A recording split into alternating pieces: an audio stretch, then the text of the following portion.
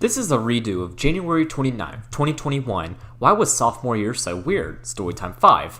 So I didn't mention this in Storytime 30, where I did freshman year, but this is a 3-part Storytime series I'm doing. I'm redoing my freshman, sophomore, and junior year Storytime now as a senior. I just think it's neat to see how much I've grown from these school years to now. Another thing to mention too is that Storytime 5 seemed to only have been 75% complete. I really only went to March. I didn't talk about April or May all that much. I also didn't explain many events in depth, and some important events were just completely left out. So therefore, I am redoing this Storytime so that I can release part 2 of this 3-part series, as well as because the original Storytime did not do a good job of explaining many key events. And of course I remember a lot more about sophomore year now that I've written about it a lot since then, as well as talked to other students too. I also recommend watching Storytime 30 first to get a better understanding of the school I go to, as I won't go into much detail at this Storytime. Sophomore year is a weird school year. Freshman year was a weird school year, so I was of course expecting sophomore year to also be pretty odd, but sophomore year ended up being even more unusual than I could even imagine. There are many reasons why sophomore year was so weird. So today, I'm going to discuss why sophomore year was so weird. I'm Zach, this is Storytime 33, on August 27, 2021. So before I begin sophomore year, I have to discuss a little bit of backstory that will help y'all understand the school year much better. So I go to an early college. Here students get both a high school diploma and an associate's degree when they graduate high school. To go here, students have to apply. Only 55 are selected. I was one of those 55 to get selected to go here. But starting the 2019 to 2020 school year, they increased it to 65, which meant that there were more freshmen at our school than ever before. Now, the class of 2022 is the last 55-person class at our school, although it now only sits at 42 students since 13 left. Now, alongside being an early college, our school is also an expeditionary learning school. This is where we follow the expeditionary learning curriculum. This curriculum focuses on hands-on learning. To accompany this, our school does a thing called intensives. Intensives are where we basically go out and do something. Intensives are done by the freshmen, sophomores, and juniors. Seniors do not do intensives, so whenever I write the story time for this school year, I won't be mentioning any intensives. Each grade has a certain question the intensives are supposed to help us answer. In sophomore year, the question was, how do I make good choices? I also want to mention where I was mentally. Most of sophomore year takes place during the post-depression period part 2. So most of y'all know about the story of how I had depression throughout 8th grade. I was fortunate enough to get the help I needed when I hit an extreme low point in March 2018 and depression ended. That's when the post-depression period part 1 started. It lasted until November. From November to 2018 to March 2019, we had the intermission period, which was a time that I wasn't very happy. Then in March 2019, I hit the post-depression period part 2, when I finally quit the swim team. From March 2019 all the way to March 2020, I was really happy, as this was during the post-depression period part 2. As a result, I consider 2019 to be the best year of my life, and we're going to see throughout sophomore year. Finally, I want to mention that in July, I got my driver's permit. So instead of going to the high school I was supposed to go to had I not gone to early college so I could pick up a bus that would take me to early college, I just simply drove my grandmother's car. I drove my sister to school and then myself. My grandmother rode with us, so transportation worked a little differently this year than previous years. And then at the start of junior year, I got my license, and then since then I've been driving myself to school. So let's move on to the first day of school, being August 7th, 2019. So this was not the ordinary first day of school. Later on that day, we were going to pack the bus and do a 3-day intensive in the northwest part of the state. So for now, I'll just talk about my schedule. College didn't begin until August 19th. Therefore, school let out at 2:30 for now. So my first class of the day was English, or World Literature, but I'll refer to it as English. It lasted from 8:30 to 9:45. Now, this was our English teacher's first year out of school, so we as a class helped her get used to everything and get settled. So in English, we did a thing called stems. These are basically prefixes and suffixes. We had 25 stems a week that also helped. However, they could get pretty crazy, as after like 5 weeks, she would test us on not only those 25 stems for that week, but also 25 random stems we've already had, so it was kind of a scramble learning all of them. But that's where Dylan comes in. So you might remember from Storytime 30, I'm good friends with a guy named Dylan. Well, Dylan pretty much saved everyone's English grade throughout the entire year. Each week he made 2 Quizlet sets, one that has the stems for the week, and the other for every stem we've had. He then shared it with everyone in the grade. Dylan watches my story times quite a lot, so Dylan, if you're watching this, you're a legend. Now, about the teacher herself, I already mentioned that it was her first year at early college, so we had to help her get the ropes. But anyways, she was pretty nice. I remember her class being very challenging, and everyone else did too. The main reason is because at her old school, she taught AP. Our school only does honors courses, so she kind of had to work on pacing, as it was a much slower pace. It also wasn't a semester either. This course was for the entire year, but she did well and now she's established herself as a part of the school. She's actually my English teacher now for senior English, as she also teaches senior English, or British Lit as y'all might know it as. We don't do STEMs anymore though, but even then her class isn't that challenging as it was back in 10th grade. After English came study hall. Well, study hall for now. This was actually going to be a college course that I'll talk about later. This study hall lasted from 9:45 to 11, although the college course only lasted from 10 to 10:40. Then came lunch. For now, lunch was an hour long. But when college began, lunch would be 30 minutes on Mondays, Wednesdays, and Fridays because we had crew. I'll talk, or at least try to talk about it later, if you know what I mean. After lunch, at 12 o'clock, comes seminar. So seminar is the class our school does that kind of corresponds with expeditionary learning as well as intensives. It's also kind of a study hall. Like freshman year, we had a schedule for what we did each day. Now, I don't remember how each day worked as well as I do with freshman year, but I believe Mondays were dedicated to math and science. Tuesdays were for intensives. Wednesdays were for anything. Thursdays were for English. And then every Friday we were assigned one Newsella article to read. Newsella is like a news website for kids that gets them to read and answer questions. Seminar was with our sophomore Geometry and Algebra 2 teacher. I did not have him for math since I took Geometry and Algebra 2 in freshman year, but I still had him for seminar. This is the same teacher I was with for Earth Day back in freshman year, as well as the same teacher who said, "Listen here, big shit," in front of the whole school at the award ceremony on our last day of school back in freshman year. Anyways, we didn't have seminar today. We also didn't have fourth block either. The reason is because we had an intensive. So after lunch, our teachers gathered all of us into the lunchroom, or as our school calls it, the multi-purpose room. Here we began the intensive. So this intensive was done a little bit differently than most other intensives in terms of the box chart. Instead of doing a box chart, we had our own sheet we wrote on. This sheet included 3 different things: the mystery piece, the gallery walk, and the common text. Each had a table with 2 columns, one for notices and the other for wonders. Also, according to this sheet, this process is actually known as BBK, which stands for Building Background Knowledge. I still have the sheet for this intensive, and that's how I was able to discover all this information. Anyways, after that, which would have probably been sometime around 2 o'clock, we packed up the buses and headed on out to Blowing Rock, which is in the northwest part of North Carolina. So this bus ride was very memorable due to a couple pretty funny moments that happened. So to start, I want to mention seating. So we had assigned seats, but they weren't as bad as you might think. Our teachers basically tried to seat us with our best friend. So in my case, they had me and Dylan sit beside each other. Worked out great. Dylan's a really cool guy, and he also of course saved everyone's English grade, so he was pretty cool. Now, on the way up there, I did a Mario Kart 8 Deluxe speedrun. Dylan timed me. I didn't get a new best or anything like that though, but still pretty cool that happened on the bus. Now, the situation I remember most from this bus ride was when we reached the city that the intensive takes place in, being Blowing Rock. So right when we passed the sign, one dude shouted, "Well boys, we're in Blowing Cock." Instantly, the whole bus started laughing. I laughed too. I mean, almost all of us were 15 years old. You should expect us to find this funny. The teachers either didn't hear it or they heard it but didn't care. I'm not sure which one, probably the second, since the boy who shouted it pretty loudly. Now, we didn't arrive at the place immediately. We first stopped in Boone. Here we did a tour of Appalachian State University, which is in this region. I don't remember too much from it. It was probably the most forgettable part of the trip. I do remember it being more of a scavenger hunt and not really a tour though.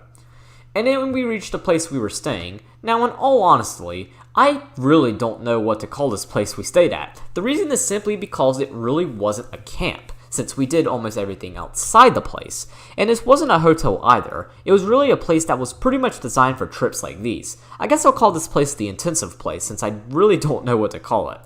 Anyways, we got our bags unpacked and then we were ordered to find 3 other people to room with. I roomed with Dylan, my friend Edward, and another kid whom I'll refer to as Anonymous, as he didn't want to be mentioned. By the way, Anonymous does not go to our school anymore, as this was the same kid from the last Storytime who moved to Durham.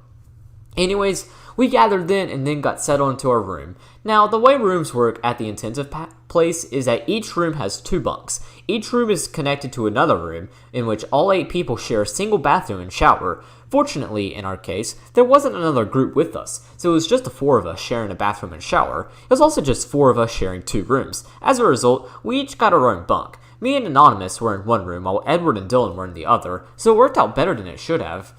Now, these rooms were more like 1-star hotel rooms. For one, each room had only one electrical outlet. However, my room's outlet did not even work. Yikes. Fortunately, Dylan brought a multi-charging outlet, so we all used it to charge our phones. Then the bottom plug I used for my Switch, so it worked out great.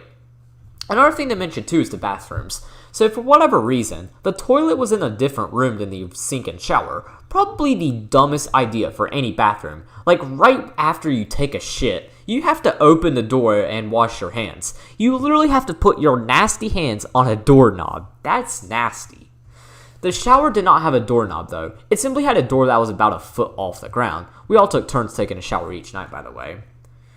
Also the beds, more specifically the railing, was not exactly the safest. Like the railing was not sturdy, it felt like the top bunk could fall on the bottom one at any time. Fortunately, the beds didn't fall on us. So that's the room explained. After we got packed up, we headed back out. So I believe after getting settled and all, we were going to eat. So the intensive place of course had fixed the food for everyone. However, this is when I realized that this food tasted awful. Like it tasted really bad. Fortunately, Mom gave me $20 to take up here, so I just bought stuff from the vending machine instead to keep me full throughout the trip. Then afterwards, it was just free time. I don't remember this part too well, but I do remember what we did afterwards. So the intensive place had a cabin that included one place where all of us were able to spread out. So this was part of the intensive we were doing, so our teachers didn't split us into multiple groups. I forgot who I was with, but I believe I might have been with Edward. I know it wasn't Dylan or Anonymous. Anyways, our teachers basically gave us a lecture about inspirational quotes. Then they handed all of us a piece of paper and some markers, and told us that we were going to write an inspirational quote. They then told us in the future that we were going to use this inspirational quote for a project. I forgot what our quote was, but once everyone finished, each group shared their quote and we went back to our rooms. Now, interestingly, the inspirational quote was never used for anything afterwards, but we did have a project regarding this intensive, which I'll discuss a little bit later on. It was completely unrelated to the inspirational quote. I guess our teachers were planning on it being a project, but decided to scratch it. So that night was really fun. I believe me and the rest of the boys I was rooming with stayed up to like 2 in the morning. We did a multitude of stupid shit. We also were all keeping in contact with all the other boys. In fact, one boy created a group chat on Instagram that included me and really the rest of the grade. Here we sent pictures we took as well as other stuff like memes. One moment I remember in particular was when one boy asked how our room was doing. I replied with, Anonymous is reading, Dylan is taking a shower, and Edward won't make it through tomorrow. The reason I mention that is because Edward was being, well, Edward. Almost all of us had freshman moments throughout the night. Edward had a few more than, just one. One was where he took off the light from his room. Yeah, he unscrewed it with his hands, and I took a picture of it. Afterwards, he simply put the light back on and nothing else. Another freshman moment revolves around a group of 3 girls. Now, it should be obvious that the boys and girls were separated. However, the girls were in the cabin directly behind us. Edward and Dylan's room had a window, and so did a girl's room.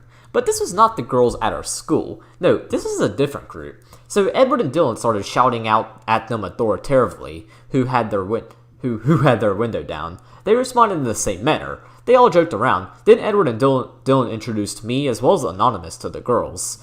I talked to the girls really the same way Edward and Dylan did. From what I remember, they were pretty young. Looked like that they were maybe 7th or 8th grade, and we're sophomores. A little odd, but oh well. They were from a city not too far away from our school though. After joking around a bit, Edward got one of the girls a Snapchat. However, she immediately blocked him. That was the last time we heard from them, as I think they went back home with whoever they were with the next day while we were doing our activities. But we weren't the only boys having freshman moments. Let's talk about a friend named Jackson. So Jackson is a really smart kid, who's known for having some really stupid moments. So me and some of the boys Jackson was rooming with were chatting on the group chat, but then while doing God knows what, Jackson went under his bed and he got stuck. Yeah, he got stuck under the bed. From the photos his roommates shared with me, he wasn't even wearing a shirt. I believe his roommates had to pick up the bed to get him out. Now, I actually got in contact with Jackson. Apparently, the reason he went under the bed was just simply to go under the bed. Pretty much a Jackson thing to do. And then we finally got back to sleep. And then bam, it's Thursday, August 8th. So we had to wake up at like 7:30. I'm pretty bad at waking up early, so Anonymous just woke me up instead. That made it easier. Anyways, breakfast was at least decent. The bacon was good, but that was about it. And then it was time to get rolling. So we got into the buses and head on out.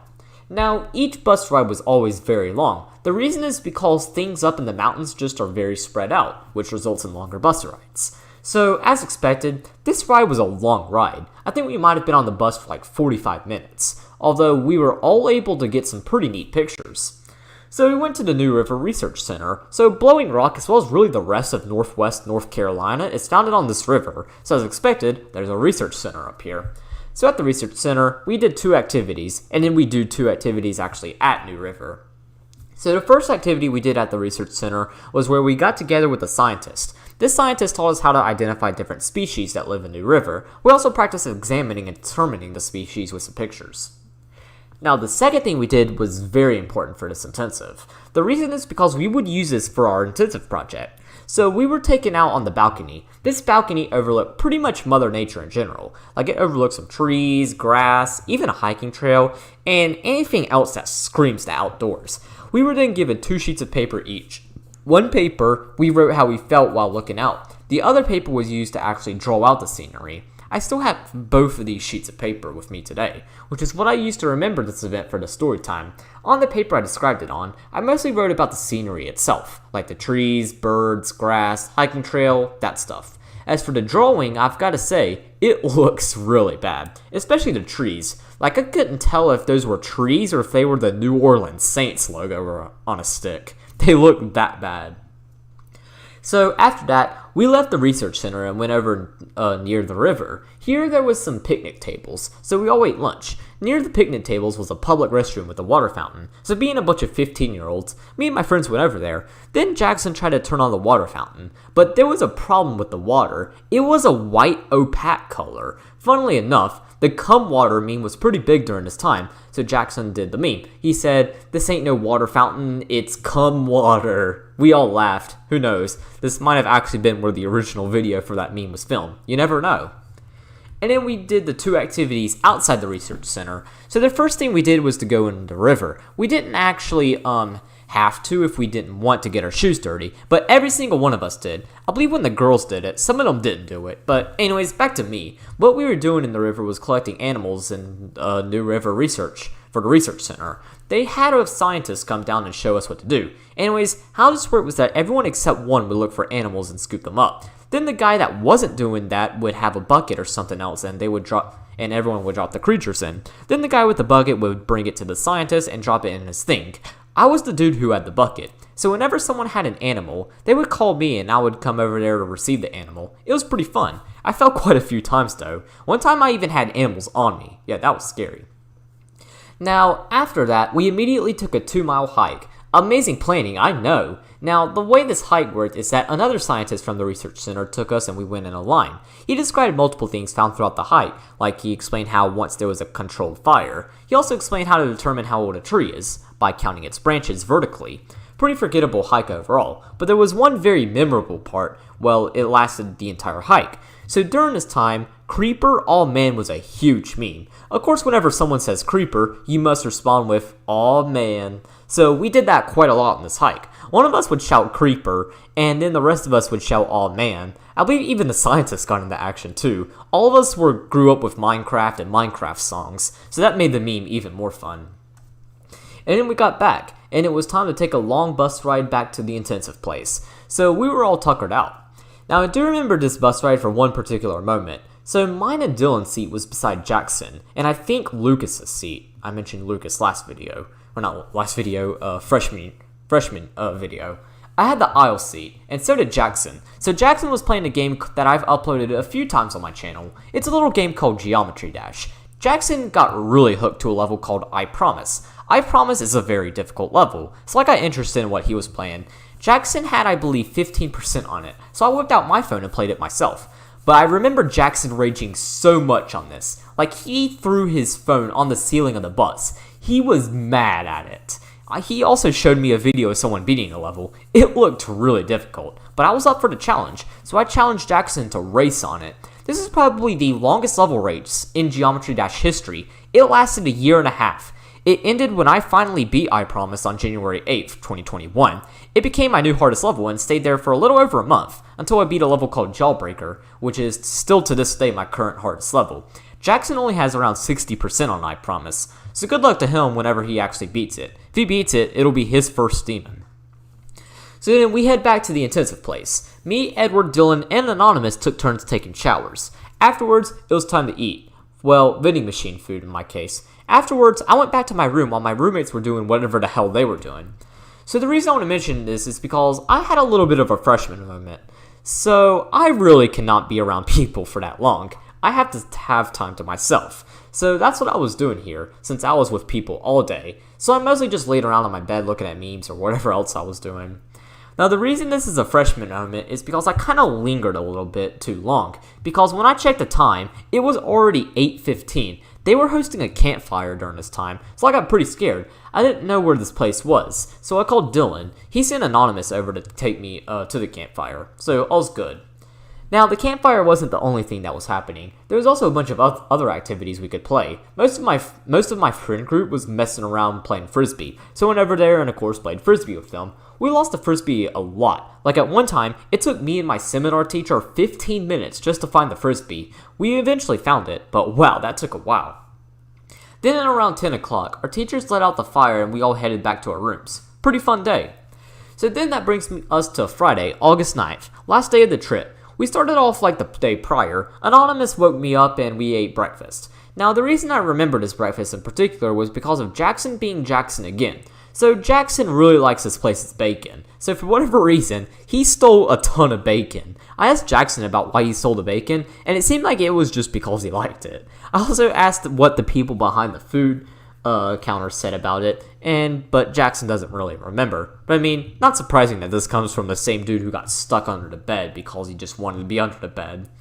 So then after breakfast, we packed up the bus and headed towards home. We weren't heading directly towards home though, as we stopped somewhere near Asheville, I think, and hiked a mountain. Well, we didn't have to. It was really just do whatever the hell you want, but be back by a certain time. I hiked it with all the people in the group chat, of course. It went pretty well. I believe our English teacher joined us as well. I believe one time she actually fell, so we as a group held her back up.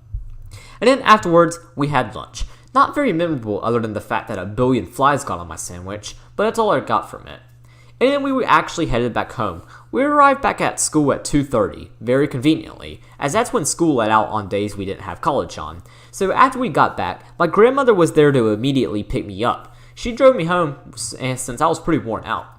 Wow, what a week. Probably the craziest first week of school in my entire academic career, even crazier than the first week of freshman year, and that's saying a lot. So then came the next week. I can actually explain a little bit more on how the school year was going to work. So to start, I want to talk about fourth block. So normally, I would have Earth Environmental Science. However, I took Earth Environmental Science in 8th grade. As a result, this is a study hall instead. This study hall consisted of me and maybe 7 others.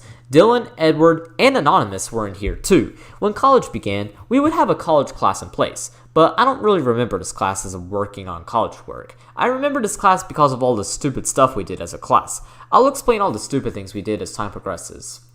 So let's talk about seminar for a second. So remember how I said there was going to be a project for this intensive? Well, here we are. So our project was to write a found poem and put it on a half sheet of poster board that includes some artwork from the scenery activity.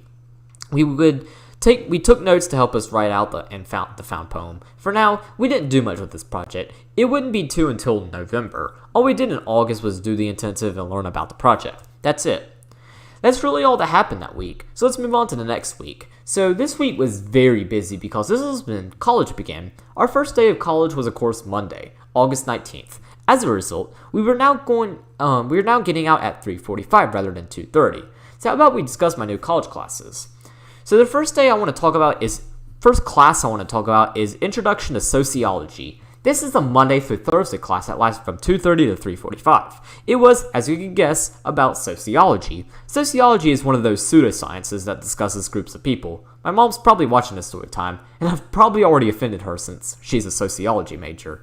But anyways, that's what this class is basically about. But while the class itself wasn't very interesting, what was interesting was our professor. So this professor wasn't good, but he wasn't bad. He was just crazy. This was by far one of the craziest and wildest professors I think I've ever had. Like next week, I'm going to be doing impressions of all my teachers and professors I've had, and he, alongside my freshman English teacher and my American history teacher, are going to be the funnest people to mimic. My sociology professor was, let's just say, out there. There were numerous examples of why he was crazy, but I think the best place to start is talk about some quotes by him.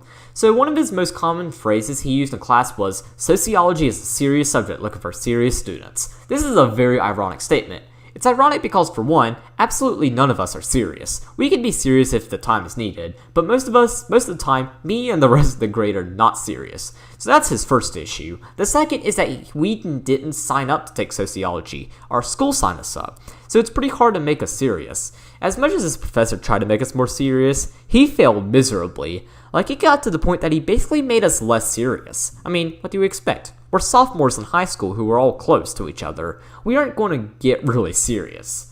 Another quote by him is, "It's not my policy, it's the college's." He used this phrase a lot to justify his strict rules in class. It's also a little bit hypocritical, as most professors I've had have allowed us to do different things that might occasionally go against the code of conduct. Like my writing professor right now, writing is in the same computer lab as we had Intro to Computers back in 9th grade, as well as a course I'll talk about in a few seconds. Even she allows us to eat and drink in the class, and that's with computers, so that's also kind of defeats his arguments. Now let's move on to the next college course I have this semester. So this was a math course called Quantitative Literacy. I believe it was somewhat of a finance course mixed with algebra. I'm not sure how to describe it. It was really just a review of Algebra 2. This class was taken by sophomores who took Geometry and Algebra 2 in 9th grade. It was also taken by some seniors who still didn't have any math credits. So this class, as you can guess, was extremely easy. It was from 10 to 10:40 Monday through Thursday, so we had 15 minutes to mess around. This is also in the computer lab, so nothing was blocked. As a result, me, Dylan, and Edward mostly messed and played random ear rapes off YouTube since nothing was blocked. Then during actual class time, I didn't really pay attention. The reason was because our professor gave us all notes and formulas at the beginning of each chapter, so there really wasn't much purpose in paying attention.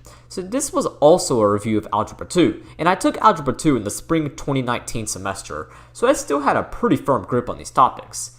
Now, the professor was pretty interesting. So he had a deep country accent. He also was a big Dolly Parton fanatic. Like, I believe he once went on My Strange Addiction for his love for Dolly Parton. I believe they did a tour of his house. For the most part, it was normal, but then his bedroom was just filled with Dolly Parton merch and other items. There was also a picture above his bed where he met Dolly Parton. Now, I'm not making fun of him. Everyone has that one thing or person that they love that's pretty weird. I have a few of those. Of course, like others, like my quantitative literacy professor, are more vocal about it. Others, like myself, are much more secretive, so I can't really judge them. My third college course I want to mention is Intro to Criminal Justice. So this is a really cool class. It basically just went over to, it was just an overview of the U.S. criminal justice system. However, I remember this class in particular for the professor, so my criminal justice professor is, in my opinion, the best professor I've had throughout my college experience so far. Might change when I get to university this January, but I doubt it. Anyways, my criminal justice professor was awesome. She was very nice, and she was very funny. Like every lecture she did, she cracked a few jokes, and she also gave us a break in the middle of each class, which I greatly appreciated, as this class at LAT was every Friday from 9 to 11:15, so that break always felt nice. I treated it like business from freshman year, and that plan worked out great. And she also made sure to make class as entertaining as possible in those 2 hours and 15 minutes. So believe me, she was awesome. Now, while my professor was awesome, I can't say that criminal justice was the best course I've taken. Some of the things the professor did were a little bit strange, especially for a criminal justice class. I'll talk about those later. Now, the final college course will not be discussed until the end of August, as it is our online college course that replaced Earth Environmental Science. So how about we talk about another class that started up? being crew. By now, you probably get the point that nobody knows what crew is and that crew is impossible to define, so I won't hover over the concept too much. Y'all also know that my crew leader was my freshman and junior English teacher, whose story y'all already know about. However, crew this year worked much differently than a freshman year, so our school basically got tired of using the same curriculum every year. Each student gets it taught 3 years in a row, so this is when they decided to give crew leaders more freedom in choosing what they do. However, there were still a few things from the old curriculum we still absolutely had to do. I mentioned everything we do for crew throughout the story time. By the way, our crew leader doesn't change by grade. I had my freshman English teacher for a crew in 9th, 10th, and 11th grade. Seniors don't do crew, and that's why I'm not doing crew this year. Anyways, the first day of crew went pretty well. It was just introducing the new freshmen to crew's environment, as well as attempting to explain what crew is. Of course, my crew leader wasn't able to explain it very well since nobody knows what crew is. So since we're talking about crew, let's talk about our first crew project. So this is what I consider to be the sophomores project, because me and the other 3 sophomores in crew did almost all of the work on this project. We had to create a flag that represented unity in our crew. Now, contrary to the flag we made in freshman year, I vividly remember this one. So I'll explain this flag a little bit better than in Storytime 30. Anyways, let's talk a little bit about the planning. So one junior came up with the idea of making it Christmas themed. Each student would represent a present, and then our crew leader would be the Grinch. We didn't do this idea, unfortunately, but if we did, it would have been the best crew flag ever made at our school. So what we did instead was create more of a natural world type flag, kind of like the intensive project and seminar, only instead it was a nighttime scenery by a lake. There were bugs drawn over the leaves of different flowers to represent each freshman and junior. Then there were 4 stars to represent us 4 sophomores, and the moon represented our crew leader. Then inside the moon there was the phrase, "Find your true north." This has been our crew's motto for God knows who long. This flag looked really good and it was overall a great project. I also want to mention that crew also introduced a system called crew jobs. These were each month your crew had a job. These jobs could range from things like cleaning hallways to picking up trash to announcing birthdays at closing circle. Each crew switches jobs each month, meaning each crew should have one job once a year. Although a couple jobs we didn't have, as there was a special circumstance that occurred later in the year. So how about we go back to freshman year for a second. So freshman year, I really screwed up. Didn't try all that much and was just lazy overall. However, late into freshman year, I picked up the slack and began working really hard. As a result, I was able to actually come out kind of successful in freshman year.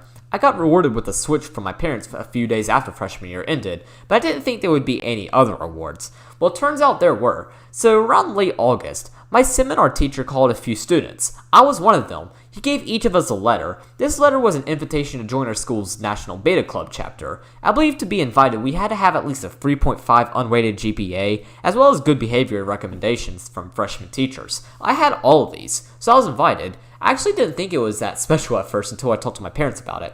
According to them, this was actually a really big honor. And now I agree, this is a big honor. It looks incredible on college applications. I just sent in my college applications earlier this month, and I was able to put Beta Club on them, which definitely made them look really good.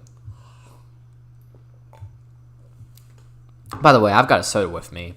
This is a really long story time, so I've got a soda with me to clear my throat some. Newcomers in the Beta Club have an induction ceremony that is not until September 27th, which I'll discuss much later on. For now, I was invited to join Beta Club, and I of course joined, so that's all that was happening in August regarding Beta Club. Now let's talk about English. So in English, we weren't exactly reading anything, we were still more in introduction mode. However, we did our first project for English. In fact, we did a lot of projects for English this year. I believe the rate was like 1 project a month. Yeah, that's a lot of projects for well until March. But still. Anyways, our first project was where we had to write a 6-word memoir. It was based on the tale of Ernest Hemingway, where he was challenged to write a story in like 6 words. His story was, for sale, baby shoes, never worn. So we had to do one ourselves. Mine was, Zach, get off the brakes, Mom. So during my early days of driving, I used to abuse the shit out of the brakes, and that kind of pissed off Mom. So that's where that originated from.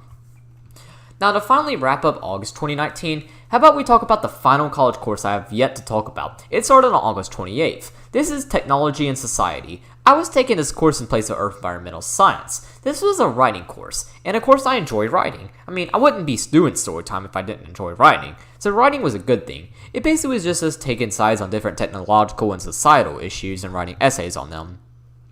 Initially, I was very scared to take this course. The reason is because many of my friends took this course freshman year. According to them, the professor was not only very rude, but he was also an extremely strict grader. But fortunately, I wasn't taking this course seated. As a result, I never really knew my professor's personality. However, I do know that he was basically the exact opposite as my friend's professor, since I had a different professor. I had probably the laziest professor I think I've ever had. Every single paper I submitted, he gave me 100. It wasn't just because my papers were perfect. Edward also took this course. He once submitted just a blank document, and he got 100 for it. Yeah, the professor was just lazy. I can't even tell if this is a good or a bad thing. It's good because it means that the class was a free A, but a bad thing because my professor didn't critique my work and tell me what I needed to work on. Oh well, at least it went down as one of the easiest college courses I've ever taken. And finally, we are finished with August. Let's move on to September. So to start, let's talk about the intensive project. So now, we were simply just writing out our poems. For my poem, I chose to take an Emily Dickinson style. I didn't really name the poem, so I just referred to the poem as I See the Natural World, since that's the first line of the poem. The poem goes, I see the natural world, filled with numerous trees, waving with the sound of the song of the wind, and the birds chirping to the melodious tone. What beautiful and peaceful song nature offers, to greet hikers hiking the trail, so that they might hear the melody of the beautiful natural world. As you can tell, this is a pretty shitty poem. But I mean, as a sophomore, I still wasn't that good of a writer. Of course, now as a senior, I'm a way better writer. But back then, I just was not the best writer, especially when it came to poetry. I probably still suck at poetry since I don't normally write poetry, so I can't really say much now, but the poem worked. By the way, found poems don't normally rhyme. That's why there are no rhyming in this poem. And also, this ain't part of my script, but I want to mention, what I normally write either about my direct experience or I write short stories. So I normally write either fiction or real life stuff. I don't normally write poetry. Now, for the next part of this project was to put the poem on a half sheet of poster board. The half sheet of poster board also had to include artwork similar to what we drew of the scenery while at the intensive. This part of the intensive wasn't due until November, although I would get ahead and do this in October, so I'll describe it in October. Now let's move on to English. So in English, we were reading Night by Elie Wiesel. Wiesel was a Holocaust survivor, and this book was a memoir he wrote about his experience in multiple concentration camps. I highly recommend this book, as it really helps you grasp just how awful conditions were for Jews under Nazi control.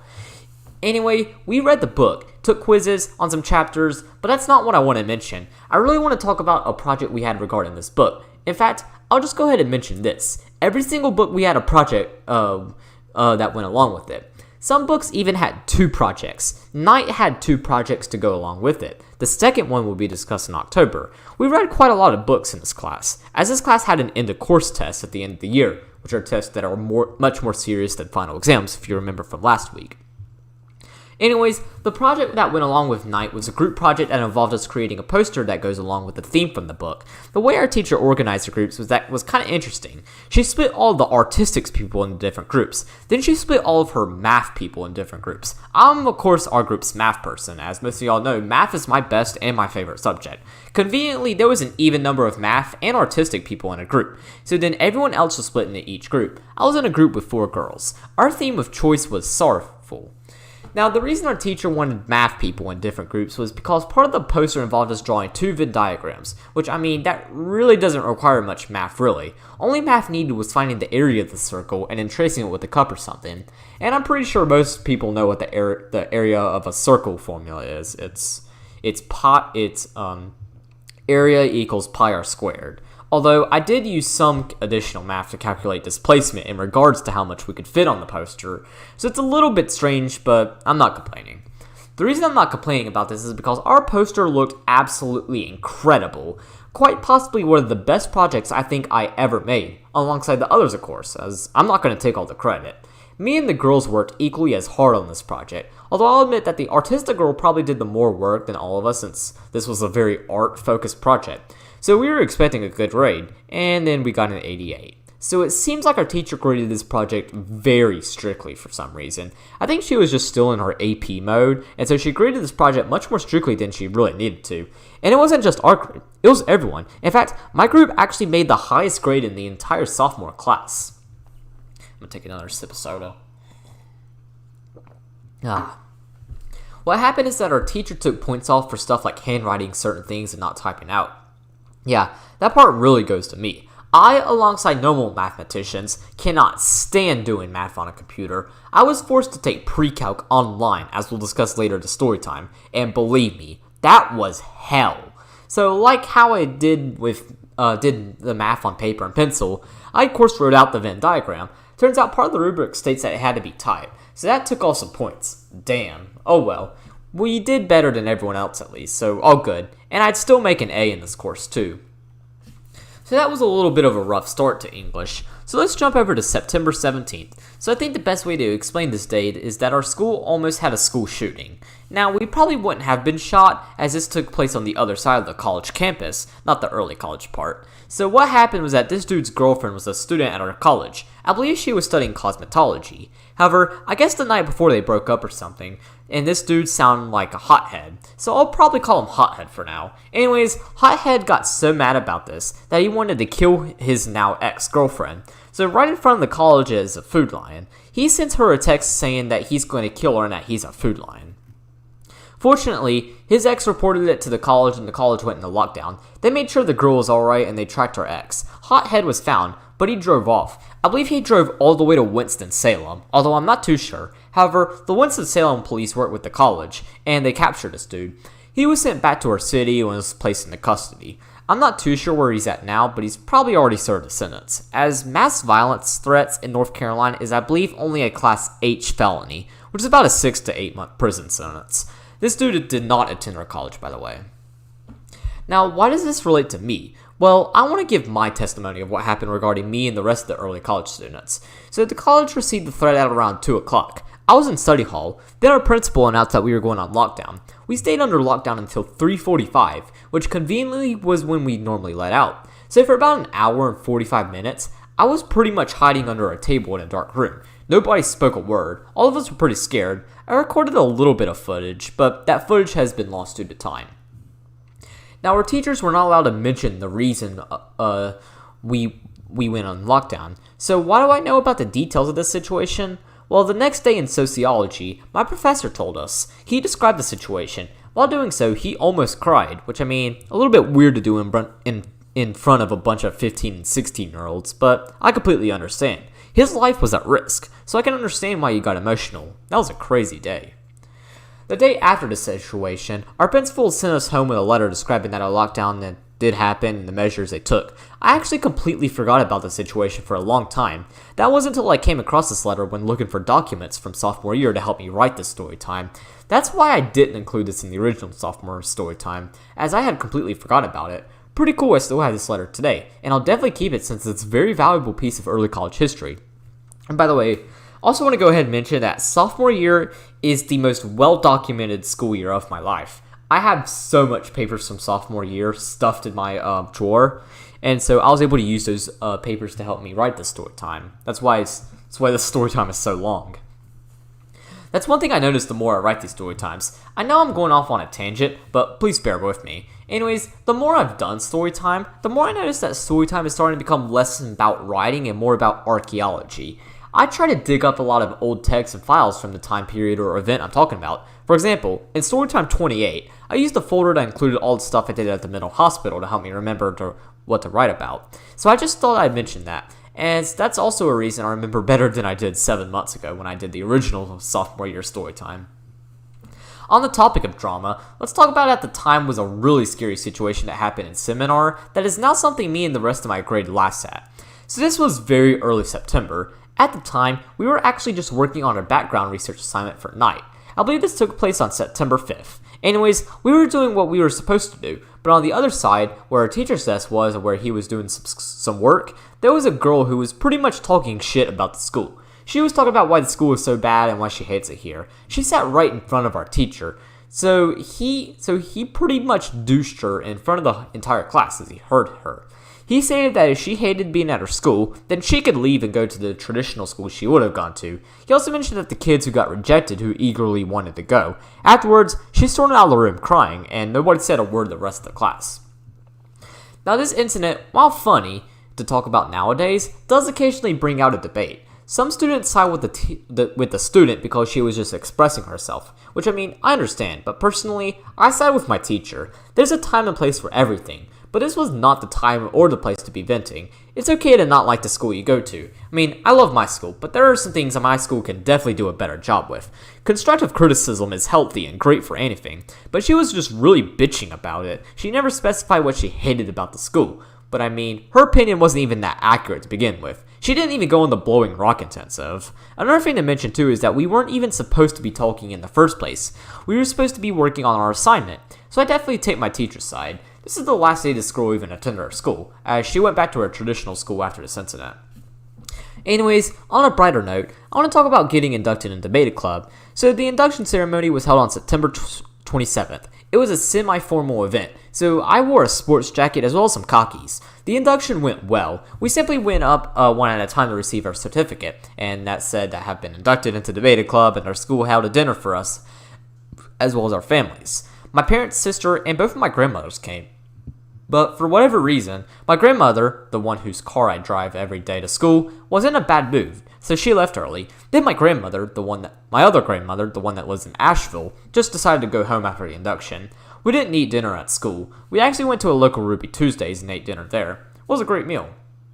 However, the next day as well as the next week, I was a pretty big talk among the school. It wasn't for something bad, by the way. It was for something good. So it seemed like my fellow inductees were pretty impressed by how I dressed. So everyone kind of talked about how I dressed. This made school a lot more fun for the next week, which, I mean, school is always fun, just that school was even more fun this week. Also want to talk about something really funny that happened in fourth block. So me and everyone else who is in this class commonly referred to this moment as the War of 214, because wow, this class was super eventful. So this involves two boys, Edward and a guy named Peter. I guess both of them drank too much coffee that morning or something, because they were crazy. Our principal was supposed to be there to watch us, but she was somewhere else. So this was the perfect time for Edward and Peter to act up. And act up they did. They started throwing markers and pencils at each other.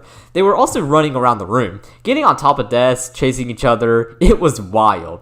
Me and everyone else just stood over to the side while they duked it out. By the way, they weren't mad at each other. They were simply doing it for comedic purposes. We call this the War of 214 because it occurred at 214. Although none of us remember the date, I believe it was September, and everyone else seems to agree with me.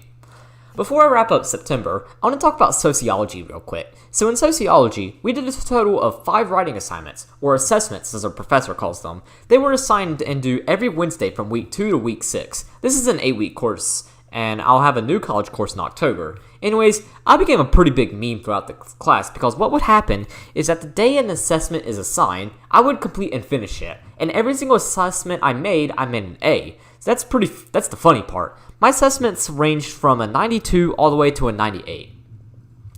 Now, I had a bit of an issue with my professor in regards to grading assessments. While he would give me a 98s, 97s on these paper, he would never tell me what I did wrong. On the comments, he would just say, Zach, this was a very well-written paper and you did really good. But he would take points off but I didn't know why. Looking back on it, I wish I had just asked him about it, because you don't normally lose points for nothing.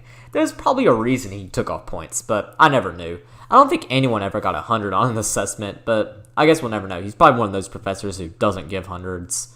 He will give 100 later on, as we're going to see. So that's all that happened that September. A lot less happened that month. So let's move on to October. October was pretty similar to September. Not a whole lot happened here. So to start, how about we talk about the second project regarding night.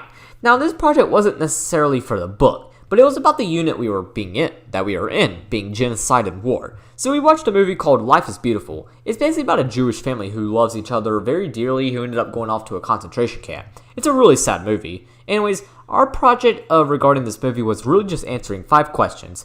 Each answer had to be between 8 to 10 sentences. But the questions were questions that would pretty much just require you to write answers that long. So this is not a hard project whatsoever. I made a 96 on this, as there were a couple capitalization and punctuation mistakes. I do remember having a lot of fun writing this though. Just like the lockdown, I completely forgot about this project until I found the paper for this through digging up my drawer. According to the paper, I wrote this on October 3rd, 2019. Now, since we're still talking about English, let's move on to the next book we did. So this was Things Fall Apart by Chino Achebe. This book took place in, I think, Western Nigeria. Anyways, I do not recommend this book at all. This book sucked. In fact, one of the most common conversations I have with my freshman English teacher is about this book. We both hate this book so much. And for some reason, my sophomore as well as current English teacher, she loves this book. Now, due to how confusing it was, we had to do a little bit more background research than we did with Night. As a result, we did one project, although in the grand scheme of things, it was more like two. So the first project we did wasn't really a project on its own. It was part of a larger project we did, but this section got its individual grade and was done before even reading the book. So for this, we had to research the country of Nigeria. I knew all the basics about it. Like I knew it was the largest economy in the entire African continent. The capital city is Abuja. Largest city is Lagos, but that's about it. So it was pretty cool getting to research it more in detail. Like I believe we had to research animals, the population, people groups, and we specifically researched the Igbo tribe, as this book deals with the Igbo tribe. Now, the next week, we turned them in and our teacher discussed them. So I actually did this project incorrectly. Instead of including a section of all my sources, I listed each individual source under each section, but my teacher let it slide. She actually even said that she liked it better because it showed that I researched every single topic rather than just 2 websites for the entire paper. So I got 100. Pretty easy paper overall. I was pretty hopeful about this book. Well, that was until I actually dipped into the first chapter, and holy shit, it sounds like it's a different language. Yeah, I had to reread the first chapter like twice just to understand it. The book was very poorly written. Like the first chapter, which is by the way the most important chapter of any book, was super confusing, just simply got straight in the story, rather than explaining anything. Like, it just went on like yams, like, yams, Okonkwo, village. It was so confusing. That's how I could tell if a book is good or not. If the first chapter tries to explain things to you and introduces characters and uses characterization, then the book is probably very well written. But if it's like this book and just introduces a bunch of weird names of place without explaining them, then the book probably sucks. That's how I could tell Things Fall Apart sucks. Now, I'll get to the other project in a little bit, but for now, I want to go to seminar. So October was the month that I pretty much did my found poem project. I got the half sheet of poster board, and I began working on this. My seminar teacher taught me how to draw trees while I was working on the rough draft, so I no longer was drawing New Orleans Saints anymore. By the way, I forgot to mention earlier that we did 2 total rough drafts for this project. After each rough draft, our teacher would give us constructive criticism. That's how my seminar teacher was able to teach me how to draw trees. Anyways, I applied it to this poster, somewhat. I actually only drew like 4 trees with leaves. The other trees were just really tall pine trees, as most of the trees we saw from the balcony were pine trees. So all I had to do was draw a bunch of brown things, pretty easily. I also drew a path that went into the forest and vanished eventually. Under the path included the poem as well as my name. I finished about a month early, which felt really good, especially what was coming up, which I'll explain later. Now how about we go back a little bit to Crew. So in Crew, we were working on our first choice project, as I'll call it. We only did 2 of them, as the other won't be mentioned until February. Actually March, I think. So this, we'll say February. I forgot where I wrote it. So this first choice project was an art intensive. To make this simpler, we painted a painting as a group. My group consisted of me, another sophomore, and a junior. I didn't do a whole lot because I suck at art, but I still occasionally help paint things darker and all. Now during this time, the freshmen were reading Speak. If you remember from Storytime 30 for that book, we drew trees that included different things on it to symbolize us. Our painting was a tree, but it had no symbolism. It quite literally was just a tree with a river flowing to it. But our crew leader actually mistaken our crew project as a Speak project, so she hung up the painting in the hallway with the other Speak trees. Since then, I've given her a very hard time about it. Now, if you remember from Storytime 11, I am very critical of sophomore crew. This art intensive is an example of why I'm very critical of it. The reason I hated this is because it doesn't represent crew's purpose. The purpose of crew is for a group of people, regardless of age or grade, to come together and to create something. Being split into different groups feels like students are being split into different crews, which is why I really dislike the new system. Last week I visited my old crew, and I saw this in place. I talked with the juniors, who were in their own group, and they seemed to be completely isolated from the sophomores and freshmen.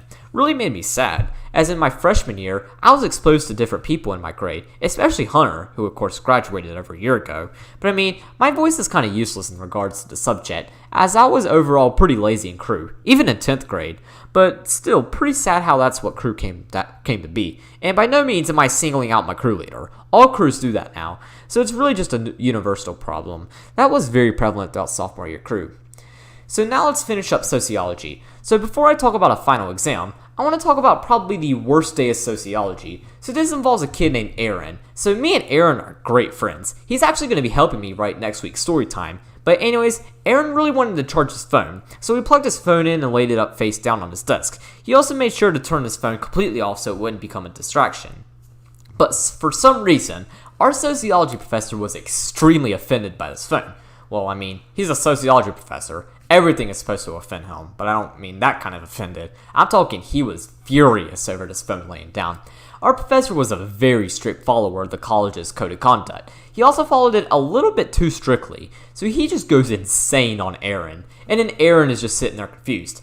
Of course, during this whole situation, our professor unintentionally made it a little bit humorous. When he saw Aaron's phone, he immediately shouted, "No, no, no, no, no!" He then shouted, "That is not my policy, it's the college's. You need to follow the directions because sociology is a serious subject looking for serious students. If you aren't a serious student, then get the hell out." Aaron didn't have to leave, as he just put his phone in his pocket. After that, Aaron and our sociology professor didn't speak a word for the rest of the class. And I don't think they spoke a word for the rest of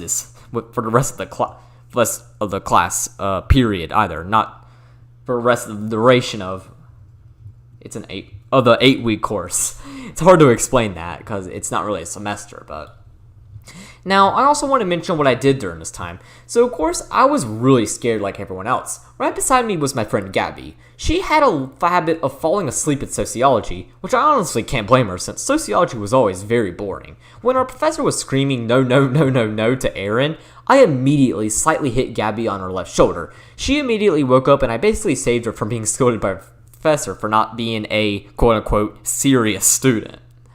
So that was crazy. Let's move on to about a week. And also, I want to mention what's funny is that Aaron is a very respectful and he is a fantastic person.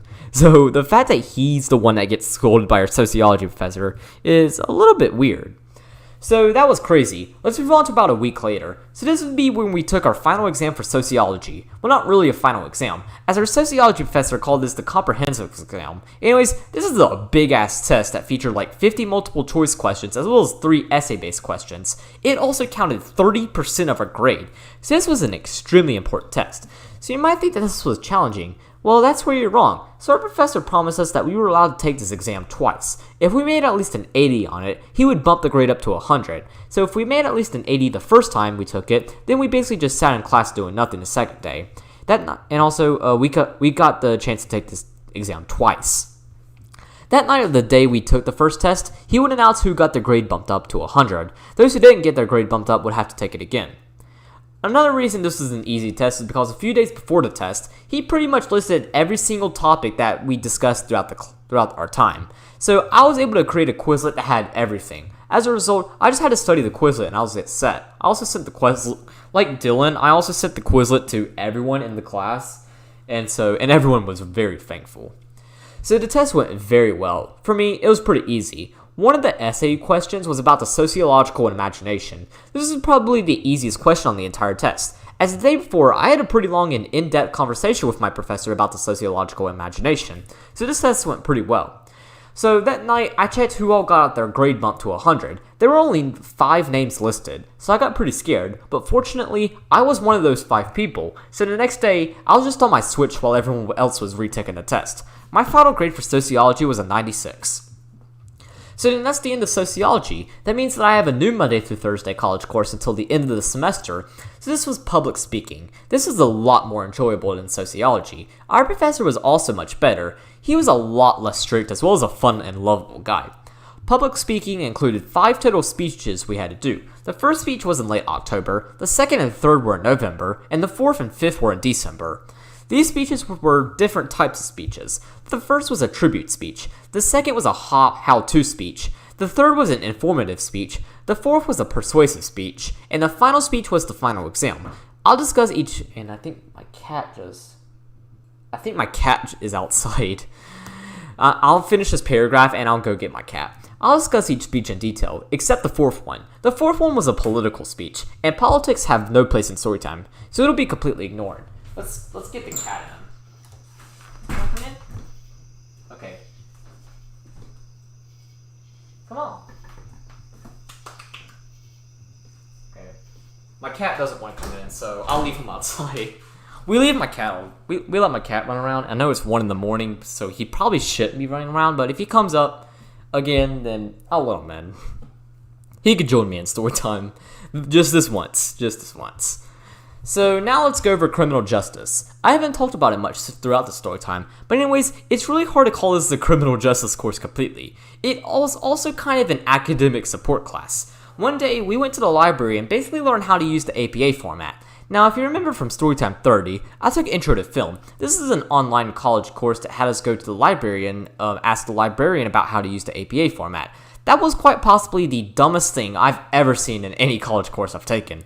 However, this is at least manageable. It actually wasn't completely useless. Our professor took us to the library and we all learned about the APA format, but I could tell that the librarian knew that we already knew about the APA format, so she really didn't talk about the APA format itself. She mostly just gave us extra tips, like recommending us websites, as well as how to make our bibliographies look more professional. So now, how about we go back to English? So let's talk about the project regarding Things Fall Apart. This project involved us having to do certain activities for each chapter, so our teacher's intentions were for us to do this project as we read the book, as each section was for a chapter. However, me as well as everyone else did it after we finished the book. I also did it in one day. I think it took me like 3 hours to do it. I think I still did well though. I made a 97, I think. But overall, this project was not very memorable at all, and I don't have any surviving documents of this project. So now we are finished with Things Fall Apart. Finally, that book is shit. But we still weren't done with the unit. So this is like the last unit, we had a movie. The movie we watched was Cry, Thy Beloved Country. It's basically about a preacher in South Africa whose son gets the death penalty for defending himself against the white man trying to kill him while in Johannesburg. This was during the whole apartheid era of South Africa, and so therefore he was basically only convicted because of his skin color. Unlike Things Fall Apart, this movie was actually really good. Now, with this movie, we basically looked at symbolism. We looked at symbolism in each character, the scenes, the music, and anything really. For some reason, English teachers really love symbolism, even though most of the time, the author or director in this case probably didn't intend on symbolism. I sure don't intend any symbolism in any of my writings. When I say the room was dark in my short stories, I quite literally mean that the room was dark. What do you expect me to say? The freaking sun is inside the room? If so, everyone in the world would be dead. But that's what we were talking about. We would also spend the entire next week on symbols as well, but that won't be until November, so in a little bit. So let's go back to public speaking for a second. Let's talk about my first speech. So this was a tribute speech. The speech pretty much speaks for itself. It's about paying tribute to someone. I dedicated this speech to Masahiro Sakurai, the creator of Super Smash Bros. And Kirby. I love Smash Bros. And I love Kirby. My favorite Smash game, by the way, is Melee, and my favorite Kirby game is Kirby's Dream Land 3. I'm also a Captain Falcon main in Smash, in case you're wondering. Anyways, I basically talked about why I'm thankful for Sakurai for making these games that I adore, as well as basically creating my childhood, as I grew up with these games. The speech went pretty well. I think I made like a 95 on it. So, remember Beta Club? Well, it turns out that was not the only honors club I got into. I also got into Phi Beta Kappa. This is an honors club for college students with a certain GPA and stuff. I had the required GPA and required hours, so I got into Phi Beta Kappa. I don't have to do anything for it. It's just simply maintain those standards. So that's basically it for October. How about we move on to November? So November was a pretty eventful month. Let's start off with seminar. So in seminar, our found poem projects were due. I finished mine back in October, so in the meantime, I was working on the other thing that we were working on in seminar during this time, student-led conferences, or SLCs for short. SLCs are kind of like parent-teacher conferences, but the students lead them. They're both for both freshmen and sophomores. Normally, a student does 4 of them. I only did 3, as we're going to see a pretty unique situation that happened later on in the school year that prevented me from doing the 4th SLC. This is, of course, my 3rd and final SLC, as well as the only SLC I did as a sophomore. Each SLC, the only person who attended was Mom, as Dad was always at work during the SLCs. This is probably the easiest SLC I did. Not only was I used to how it worked, but I literally only had one high school course to put assignments in for, being English. I wasn't taking math and I wasn't taking earth environmental science, so that made it a lot easier. I did, however, have to provide evidence of work from each of my college courses. So for that, I included a paper from Sociology, a paper from Technology and Society, a worksheet from Criminal Justice, and a worksheet from Quantitative Literacy. And unlike English or other high school courses, I didn't have to show any documents my teachers wanted me to show, since my professors aren't really connected with us. So for English, I believe I had to show Mom the Life is Beautiful paper, a STEMS test, and a couple other things. Now this SLC was a bit unusual in terms of showing schoolwork to Mom, because showing her my SLC binder and the information in it was only half of it. The other half was taking her on a tour around the school to show her different projects that were hung up on the wall. The projects I showed her on the wall were my found poem project, my night poster I did with the girls, and our tree art from Crew. So that SLC itself went pretty well. I just showed Mom my binder. She never really asked any questions, and then we walked around the school so I could show her stuff. She was really impressed with the night poster, which I can't blame her. Even now, that poster still impresses me, as I'm one of the people, and I'm the one who made it. Well, one of the people who made it. Now, one funny thing that happened was seeing my found poem. So my seminar teacher must have had a freshman moment while hanging up my project, as he hung it up upside down. I actually didn't notice it until the SLC. Mom at least found it funny, so it's all good. But still, I have no idea how you screwed it up. There are literal words on it. How did he not see them when he was hanging up the projects? I guess we'll never know. I also remember us getting a cup on our way out of school as a reward for getting through the SLC. This is not prevalent in the freshman SLCs, so this is real cool. Overall, this SLC went really well. I believe this SLC was on November 21st, but I can't be too sure. Even though my sophomore year is very well documented, I really don't have much evidence of this SLC other than my memory, so I'm not sure when it took place. Now let's talk about English for a minute. So now we were done with Cry Thy Beloved Country, we were on to a new unit. That of course means a new book. This one being All Quiet on the Western Front by Eric Maria Remarque. Hopefully I didn't butcher that pronunciation. So this book takes place during World War I, and it's in the perspective of a German soldier and some of his friends. They were fighting the French and British. America had not yet declared war. Anyways, this is a really cool book that I highly recommend. Most of World War I books are going to be in the perspective of an American or British soldier, so seeing the perspective of the enemy was really interesting. Now, the quizzes for this book worked a little differently than previous books we read. We actually did a quiz after every chapter. It was 5 questions each chapter. We could then create our own quiz each chapter. Once we finished every chapter, we would take an average of each quiz grade, and that would be our final grade. The lowest grade I made was a 40, and that was the only 40 on there. The rest were either 60s, 80s, or 100s, so I got to mark that out fortunately. My average quiz grade was an 85. However, that wasn't my final grade for the quizzes. You see, our teacher gave us a bonus question on the final test. If we get this test right, or get this question right, she would add 5 points to the average. Not just the final quiz, the entire average. So this question was worth more points than an entire quiz. I believe the bonus question was what was the last sentence in the book. The last sentence of the book was the title of the book, All Quiet on the Western Front. I wrote that down and got it right, so my final grade for the All Quiet on the Western Front quizzes was a 90.